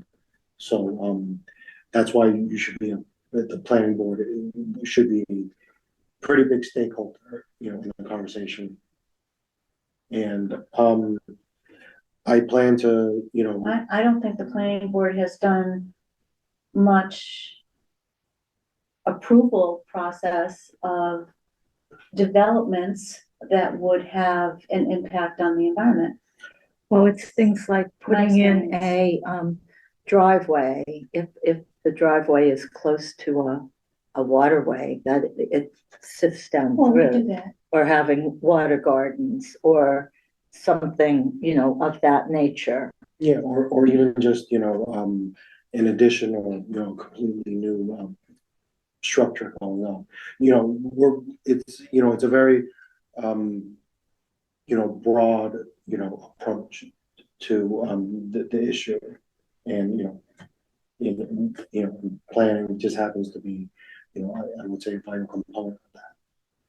So over the coming weeks, her name is Michelle Zelenka. She has a lot of experience in this. So they hired someone. They did. Yep. And Who pays for this? It's through a grant. It's a 1-year grant. But the individual knew this coming in. We are hoping, if it's successful and there's funding next year, that we would, apply for the grant again to keep things going. Or Was there, did I miss a motion or a vote that was taken to join this? that for Townsend to join this? I think this was before I even started. Do you remember it? It was probably done because I know that this posting was up for this position. When did I talk to somebody about that? Maybe in the October, November timeframe? It was in the fall. So when- it happened prior to us being on board as select board Okay. members. I mean, I never heard of it in planning. Part of planning or assessing Yeah, or town properties or, yeah, at that point. or NRPC, actually.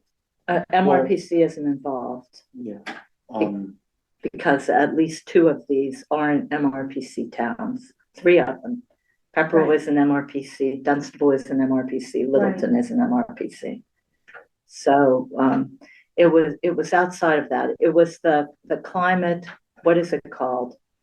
I went to several of their meetings 3 years ago. It's like 3 Cs or NMC4 or yes, it's EE. I forget the thing. EECBG, and I forget what the acronym stands for. So do I.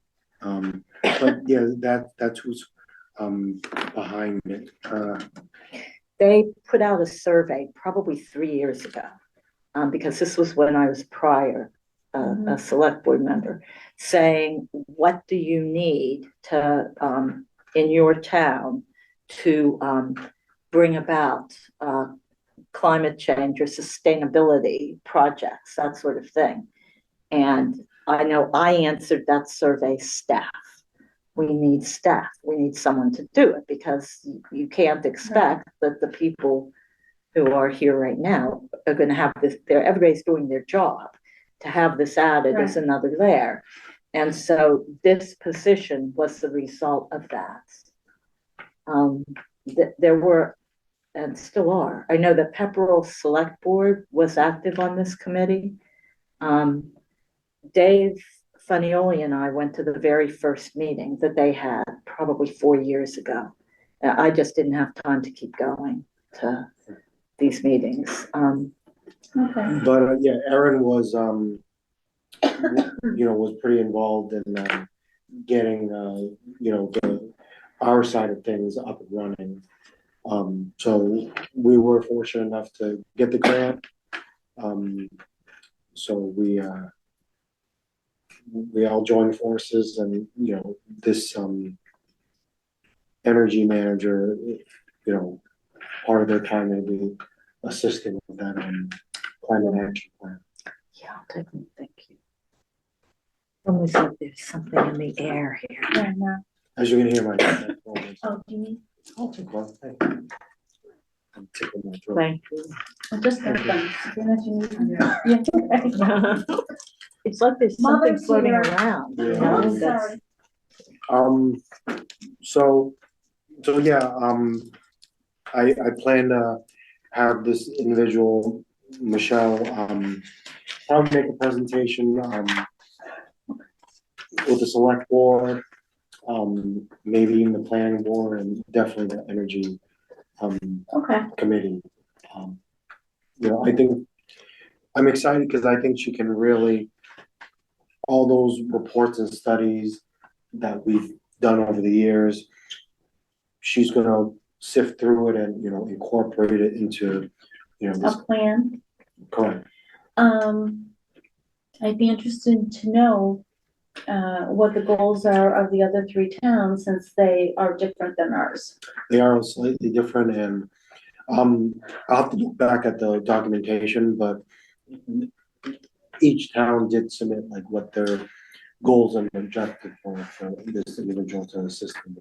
Okay. So I'm excited to see that's up and running. Do you have any information that you can forward to us I can. on her background or the Yep. organization or Mhm. whatever, her job description, that sort of thing? Yep, I can do that.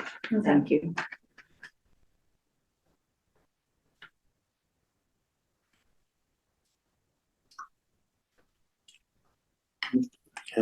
I think that was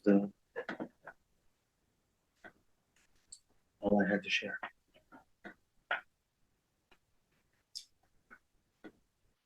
Okay, and you'll keep us posted on how you're doing for the special. Yes. Oh, yeah, so I'm crafting up a narrative to, sort of present to the voters. I know Brad Morgan will, have his slides, but I'm obviously gonna stress, how important the school budget override is, to the town budget, because if it doesn't pass, then we're gonna have to make, some pretty major cuts. So, I'll probably do like a,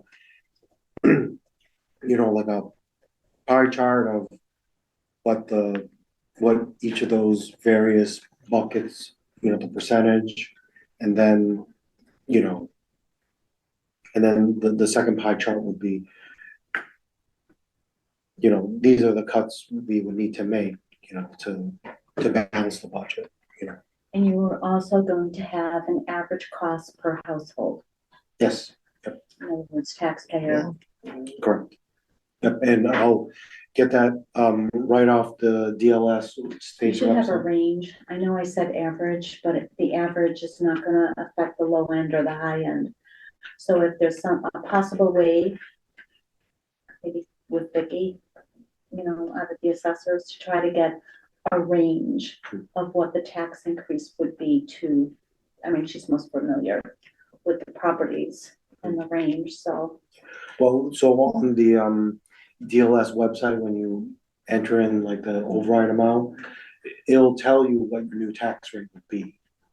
For each home, Well, that's yeah. For the assessed value, the per thousand. per thousand. And Yeah. then everybody, you would take maybe a you can do it median or an yourself. average. Well, you can do it yourself if you know what your assessment is, Mhm. Right, as long so, as you have the per dollar. yeah, so the website will, tell you the new tax rate as well as, what the average increase is based on the average assessed value of the home. Again, everyone's value is slightly different from each other, so at that point, it's on you to know what your assessed value is and sort of do the Right. simple math. That's all public record. They Correct, can get it even if they don't know it, if they haven't gotten their bill. correct. I And, think, I'm sorry, go ahead. and, I can also provide, maybe some sort of way of calculating for folks, like, all they need to do is tell,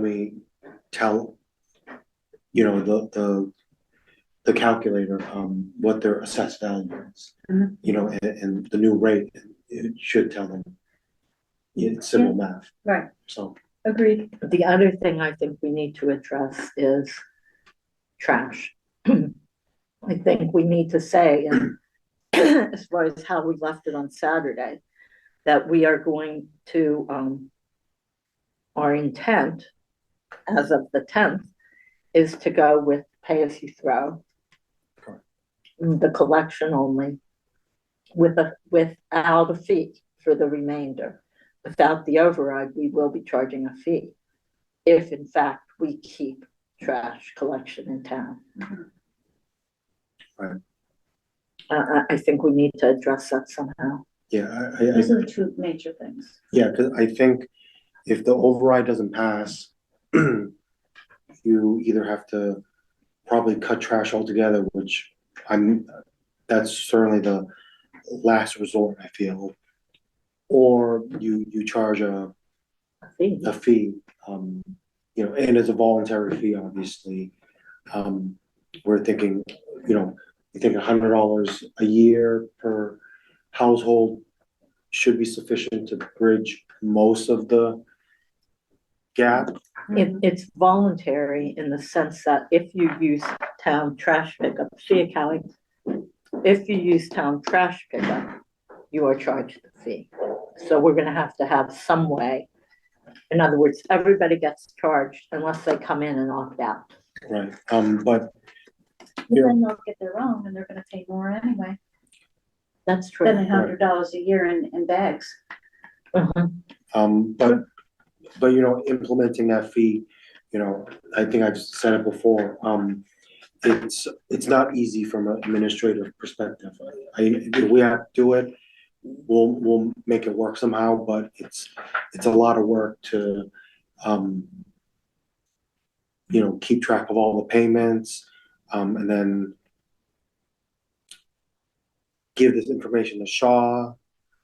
You know, But if we're implementing CPA, it should be a similar type of fee That's what structure. I think. That's my feeling, but I could be wrong. Me too.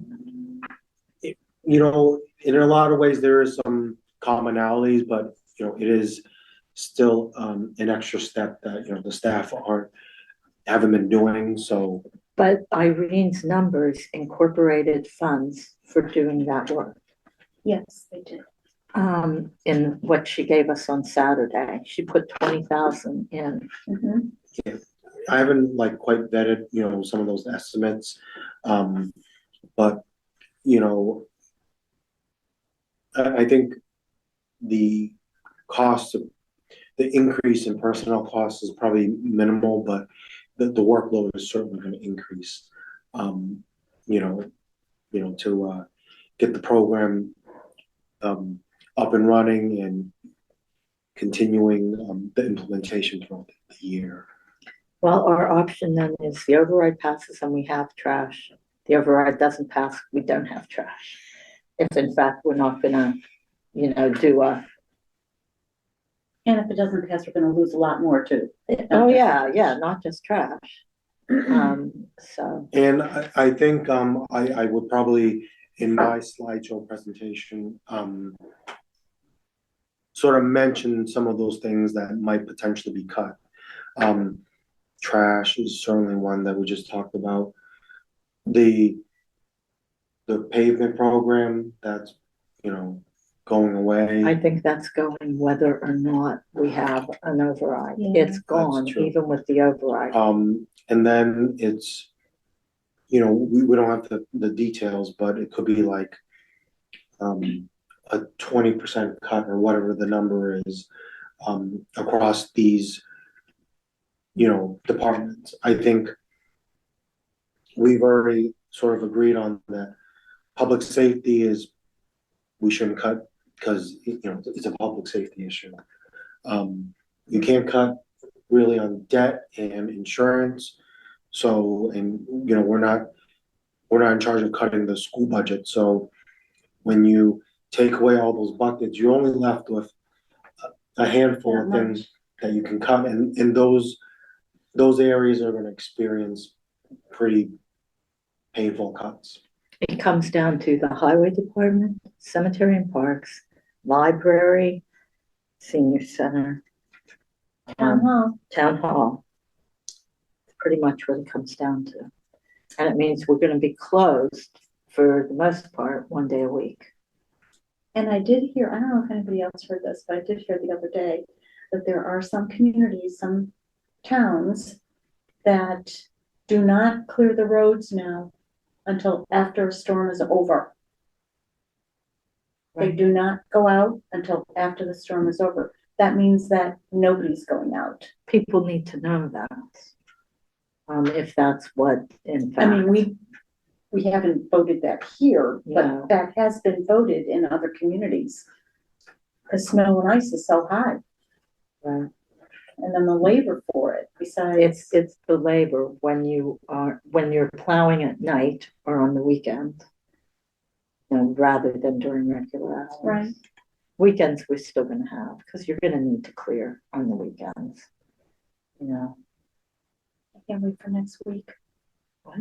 Another hour of daylight. Next week, it's coming Right. soon to a neighborhood near you. Sabrina. What? Quick question, is this gonna be a handout for the special town meeting? I think it should be. Yeah. Yes, it should be. People like to hold things and Yeah. look at them. And I'm not at the point where Especially if they can't it's ready. But I think it's just gonna be 2 or 3 slides at most, you And know. we'll see it first. We will see it first. Yeah, I'll start working on it, start sending out drafts, and we can, tweak it here and there. Okay. Anything else? Nope. You were ready before I asked about the special. Okay, do we have, maybe we don't have an updated liaison list? Cause I don't have it to go with. No. All right. Do you have any updates? The only thing I would like to say is capital planning, we need to discuss as a board. The report was made last week. So on 3/18, I would like on the agenda, a discussion of capital planning projects and funding sources. Okay, And that ties into the annual town meeting or special town meeting at annual town meeting, putting, releasing warrant articles that we can to put those funds towards other capital items, et cetera, et cetera. okay, So that's the only report I have. okay.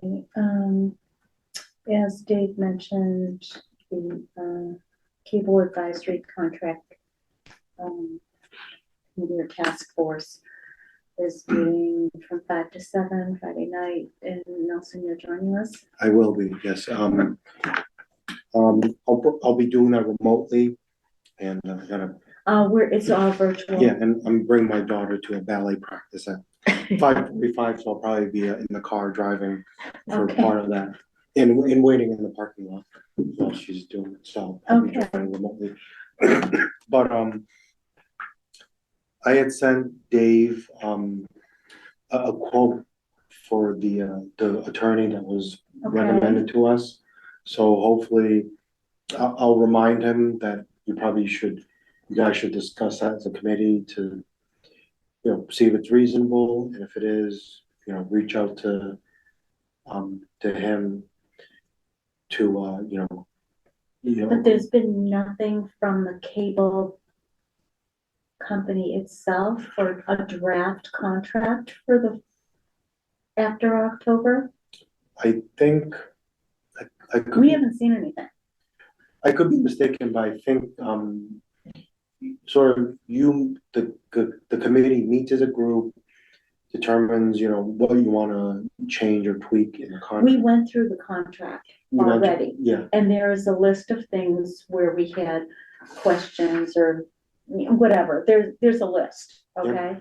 But then we sat there and said, wait a minute, we don't even know what the next contract looks like. And we have this list of questions, but it's this contract, not the next contract. Well, maybe if you meet with the attorney, that person can go through the questions that you have, clear them up for you, because it's kind of like almost doing a collective bargaining agreement. We want this, they want that. So you need to figure out what you want. How do you want to handle payments to PEG Access, given that fewer people are contracting with So this is Comcast? another thing. I asked the question. I asked the question of a few people and I couldn't get the answer. How many subscribers do we have in Townsend? What was it at the beginning of the contract? And what is it now? You could probably call Comcast and find that out. I don't think that's secret information. Yeah, but if we get payments, we should know what we're getting payments for. Oh, we do. You should be able to get that from the treasurer and the accountant. I was not. You asked them? Yes.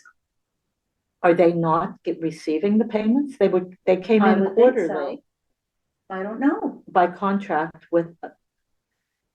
Nelson, if you I could can find pull that out all my before TCAM Friday, stuff. before the meeting on Friday, please. It was always the accountant who gave us the number of what came in Okay. prior to town meeting. You should be able to see it quarterly. It used to be released, on a monthly basis along with everything else. And those are the funds that go directly to TCAM. They don't get processed at all as far as the general fund goes. They never go into the general Right. fund. There's a separate account. To support TCAM Correct. for our, use. Yes, Okay, by agreement that the town has with TCAM. And that agreement will probably need to be reworked after or in conjunction with this new agreement with Comcast. well, just for an Chair. example, one of the things is not, excuse me?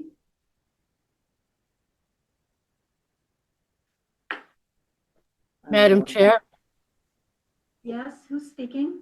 Lisa Struthers. Hi, So I have a question.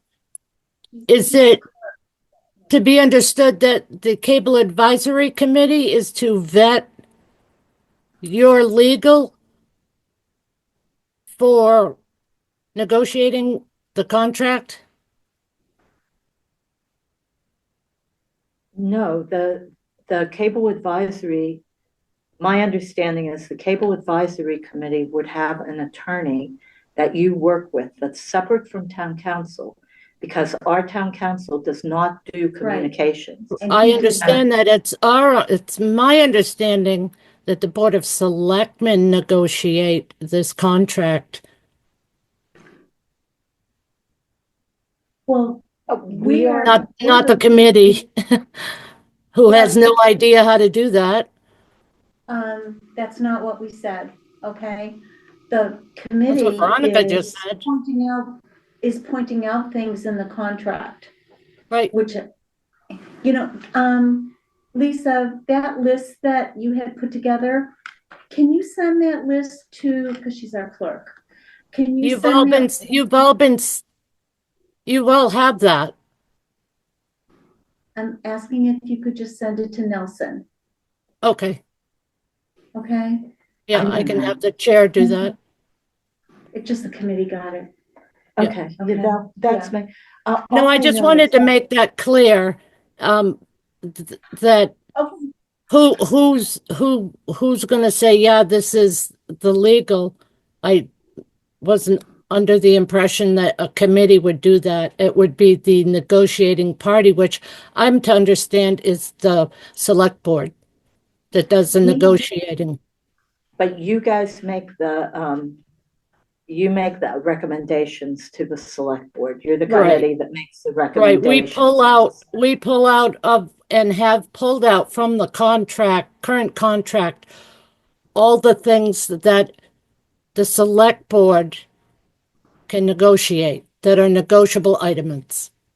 Everything else Right. is boilerplate legal. Right. But So I'm sorry, Veronica, I just heard you saying something about us and the lawyer. I know that The lawyer is your guys, not us. the last time this was done, the committee worked with an attorney. And I never met the attorney that did the contract from 5 years ago. Okay. I know the name. It was out of the Boston firm that we had before. KP Law. Yeah, which we were not doing again. So, and that was not recommended to us. So Adam did recommend somebody. Okay. Yeah. Thank you, because that wasn't clear. That hasn't been clear. All right, so thank you, Lisa. And if you could just send that list to Nelson, that would be great. Okay, thank you for your time. Okay, because Nelson is going to be joining us on Friday via Zoom, and this week he'll have this ahead of time. Okay. Would you also like me to invite the attorney who's offered to assist us to Why join? don't you look at the list first?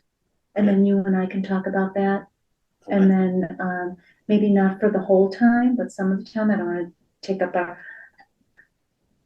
I don't want to use him for longer than what we have to. Right. Okay. Got it. Just money wise. Yep. But yeah, we'll discuss that before Friday. Okay. Okay. Thank you, Lisa, for doing that. You're doing a great job. Thank you for your time. I appreciate it. Okay. And I really don't have anything else that I hadn't already mentioned as far as the water department. Do you know what's happening there? For staff? Is there a resolve? I don't think so. It's kind of, no, not really. Okay, Yeah. we'll talk about that too. Have we gotten any volunteer response forms? There was one for Amanda Dwight. Oh, I did look Yes. downstairs. He did pull papers. He pulled papers. Is that an election? Yes, it's an elected board and there are 2 openings on it. And Oh, he put in for one of the openings. So he pulled papers.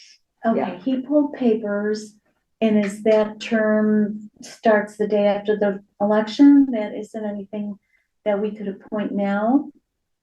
There's an active group now or no? I think there's 1 person. Oh, I'm not sure. I'm not looking, but there are 2 elected positions on the ballot for that Okay. committee. So even if there was someone appointed, they would just be appointed until the next Of course. election. So, so okay. Well, good. I did see his application and I read it and I thought, oh, that was great. And so to anyone else out there who's interested in serving on one of the either elected boards or volunteer boards, the openings are on our website. And we're always looking for more people to be active in our community. So does this mean, the select board is not appointing someone? It's actually an election? it's on the It's in- ballot. It's on the ballot. Oh, okay. I mean, I suppose we could appoint it if the committee was gonna do a joint Well, thing. there's no committee to do joint if there's only one person. That's not a, They recently appointed someone. we did? Linda Funk was recently appointed. Is that the only Right. one? I believe Karen Clement is on there too. They actually Now we have just, to look who else. they actually just had a meeting on February 24th, so they must have We must have. a quorum to meet.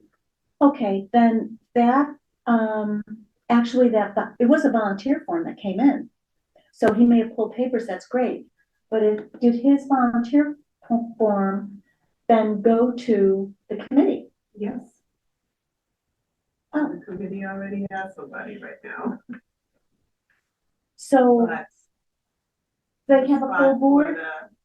For the election. Okay. So if you go and I looked today, Okay, there are 2 openings for Amanda Dwight. He pulled papers for one of them. I can't remember the length of the term. He is the only person who has pulled for Amanda Dwight. So I don't know what the deal was with the appointing. Maybe they just want to wait until after, but until after the election. And then if there is still one opening, someone that's on the committee because will they be currently have a reappointed. quorum to do business if they want. Apparently, 2 out of 3. I don't know. Well, that's interesting. I would have thought that if they got the volunteer form, they would have voted and asked for him to be appointed until the election. But they must have a full board, if what Sabrina said is true. I'll go to the website. Okay, she doesn't know. All right. I don't see any other announcements or communications. No? The next meeting is our special meeting of March 10th at 7 p.m., special town meeting. We are also meeting on March 11th at 5:30 p.m. And then March 18th at 6 p.m. And you guys are meeting on 6 p.m. on the 10th, right? Before the special town meeting. Yes, sorry, I'm looking in here. Okay, so can I answer the question on Amanda Dwight? Yes, ma'am. It looks like Karen Clement and Sue Gerken are on the committee, and Lynn LeBlanc, but she's an appointed member and only until 2025. Okay. So, and let me back up one more minute. So there is papers pooled. And apparently, somebody elected. Karen Clement is 2025 as well. Oh, those are the two positions then. Yeah, so the person pulled papers for one of those two positions, either Karen's or Lynn's, I don't know which, because, so as long as he turns the papers back in, he'll be on the committee. You know, because if you're on the ballot, you're going to get voted in. I guess the other person, whoever it may be, will be appointed. So unless someone else pulls papers, you have until Friday at noon. Okay, pull that's a good papers. point to make, everyone. You have until Friday at noon to pull papers, And and then then, they need to be turned in with the required number of signatures Monday at 5, Monday at Monday 5 the 10th. to turn in your papers. So anybody who's taken out their papers, make sure you turn them in before Monday at 5 to the town clerk's office. And thank you for doing that. Thank you, Veronica, for looking that up. You're welcome. Now, April meeting dates, we discussed this.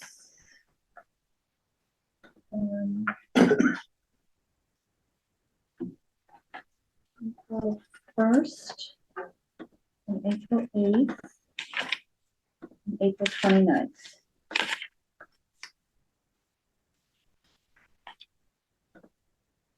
I think we talked about this, right, Nelson? We did, April. it was kind of like a rough idea of what the meeting schedule would look like. Okay, well, I'm good with those dates. I must not have been good with the others.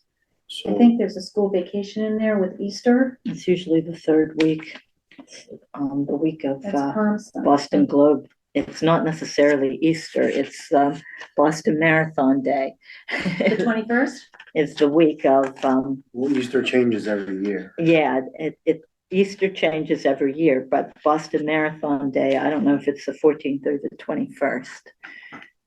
I'm guessing it's the 21st, looking at April. Okay, well, there's lots of holidays that month. It's the 21st. It is the 21st. Okay. Yeah, So, I'm good. we'll not meet for 3 weeks. Is that wise?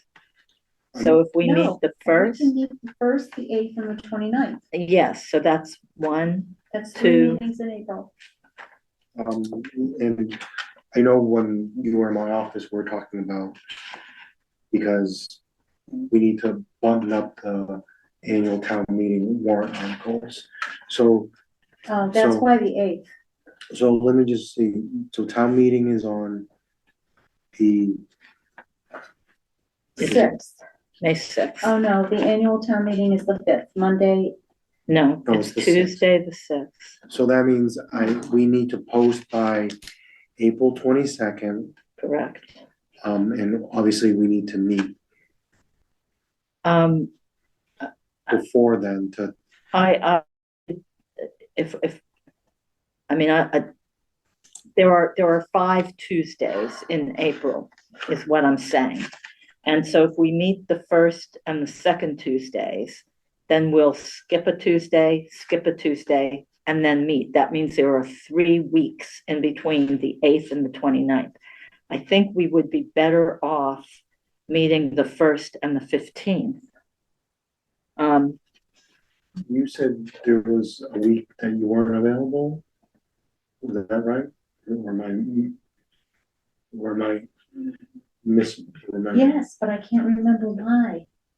You had I a know trip, we had a discussion. yeah, you had a trip. Well, my big trip is May. Oh, I'm sorry. Was there something? in When April? in May? It's Um, after. It's no, this is like I'll be gone. No phone, no nothing. The 19th, this is for my daughter. That's the 19th. I'm gone from May 19th This is good to know. to June 5th.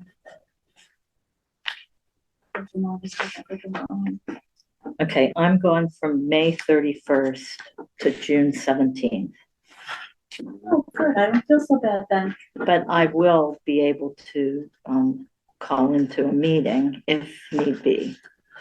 And I Well, should then be in back in June. time for the 17th in June. I mean, Oh, but you also, you'll have a third select board, Yes, we will. so, oh, yeah, right. I will go in good conscience. um, So so, let's look at April. yeah, If we meet on the 1st, I just mean, if it's that third week, and I must have told you that for a reason. I would be virtual. I mean, I'm not going out of the country. So I would be virtual any time that you want to meet in April. I'm just trying to think. You know, I want to make sure, The 15th or the 22nd are the only ones I have to be virtual for, otherwise I'm here. yeah, there's, the 22nd is just, we need to post the warrants by then, so, you know, if we met on let's put it in for the 1st, the 8th, and the 15th. And then again on the 29th, which gives us 4 meetings, but so be it. Okay, the only problem with that is, how would we meet on the 29th? It's the day after town election. We'll have a new board member. Oh, right, that's right. oh, okay. I mean, I'm not sure about the 15th. There's a reason for that. I'm not sure. But I'm not out of the country. I know that. I just think that right before town meeting, to not meet for 3 weeks. Is yeah, I mean, why don't you take a look at your schedule for April? Okay, I'll let you know. Yeah. We don't need to, I have to call Right. my daughter. She takes everything from me, so. okay. Yeah, so, so I think the April meetings are still in flux at the moment, but that's fine, we don't need to decide. Well, we can do the 1st and the 8th. We both agree on those. Sure, It would just be the next few weeks, that's the question. Are you good with that, Monica? yeah, I think we should pencil in the 15th though, just in case. Hmm. It And- depends on where we are with budget, whether or not, and then the 29th for sure. And if the remote meeting gets extended. because, Well, Not extending that. well, really that can't. was my concern, there might be a gap where, that happened last time. There was a gap. yeah, and if there's that gap, then a quorum needs to happen in person, Correct. so someone cannot be remote in that instance. And, you If know. I'm not in town, I'm not coming back. oh, So then we won't have a meeting, but is what it comes Yeah, so down you to. just need to find out what, You. you just need to find out what your schedule is and, you know, Sorry. We had I'll 1 tell month. you, after this past Saturday, and what I went through the whole week before, since I've been back.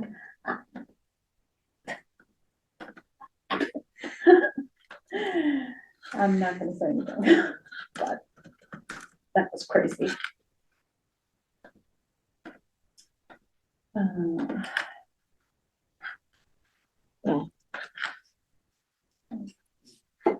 Whatever works is fine with me. and, you know, and you guys don't need to meet on a Tuesday, you know. Shift around. Yes, I was gonna say that too, but still, if I'm gone for a week, there is no other day. So come on. My phone was off, so now it's going crazy. I want to silence. Even when no, it's on low. It's its own line. Okay, we'll figure it out. So you guys need to make a motion to sign the warrants. I move that we review and sign payroll and bills payable warrants out of session. A second. Is there any further discussion? Nope. Hearing none, roll call vote. Aye, Veronica Cal. Laura Schiffern, aye. There is no executive session this evening. So I will entertain a motion to adjourn our meeting at 8:31 PM. So moved. And I second. In favor? Aye. Aye. Thank you very much, everyone.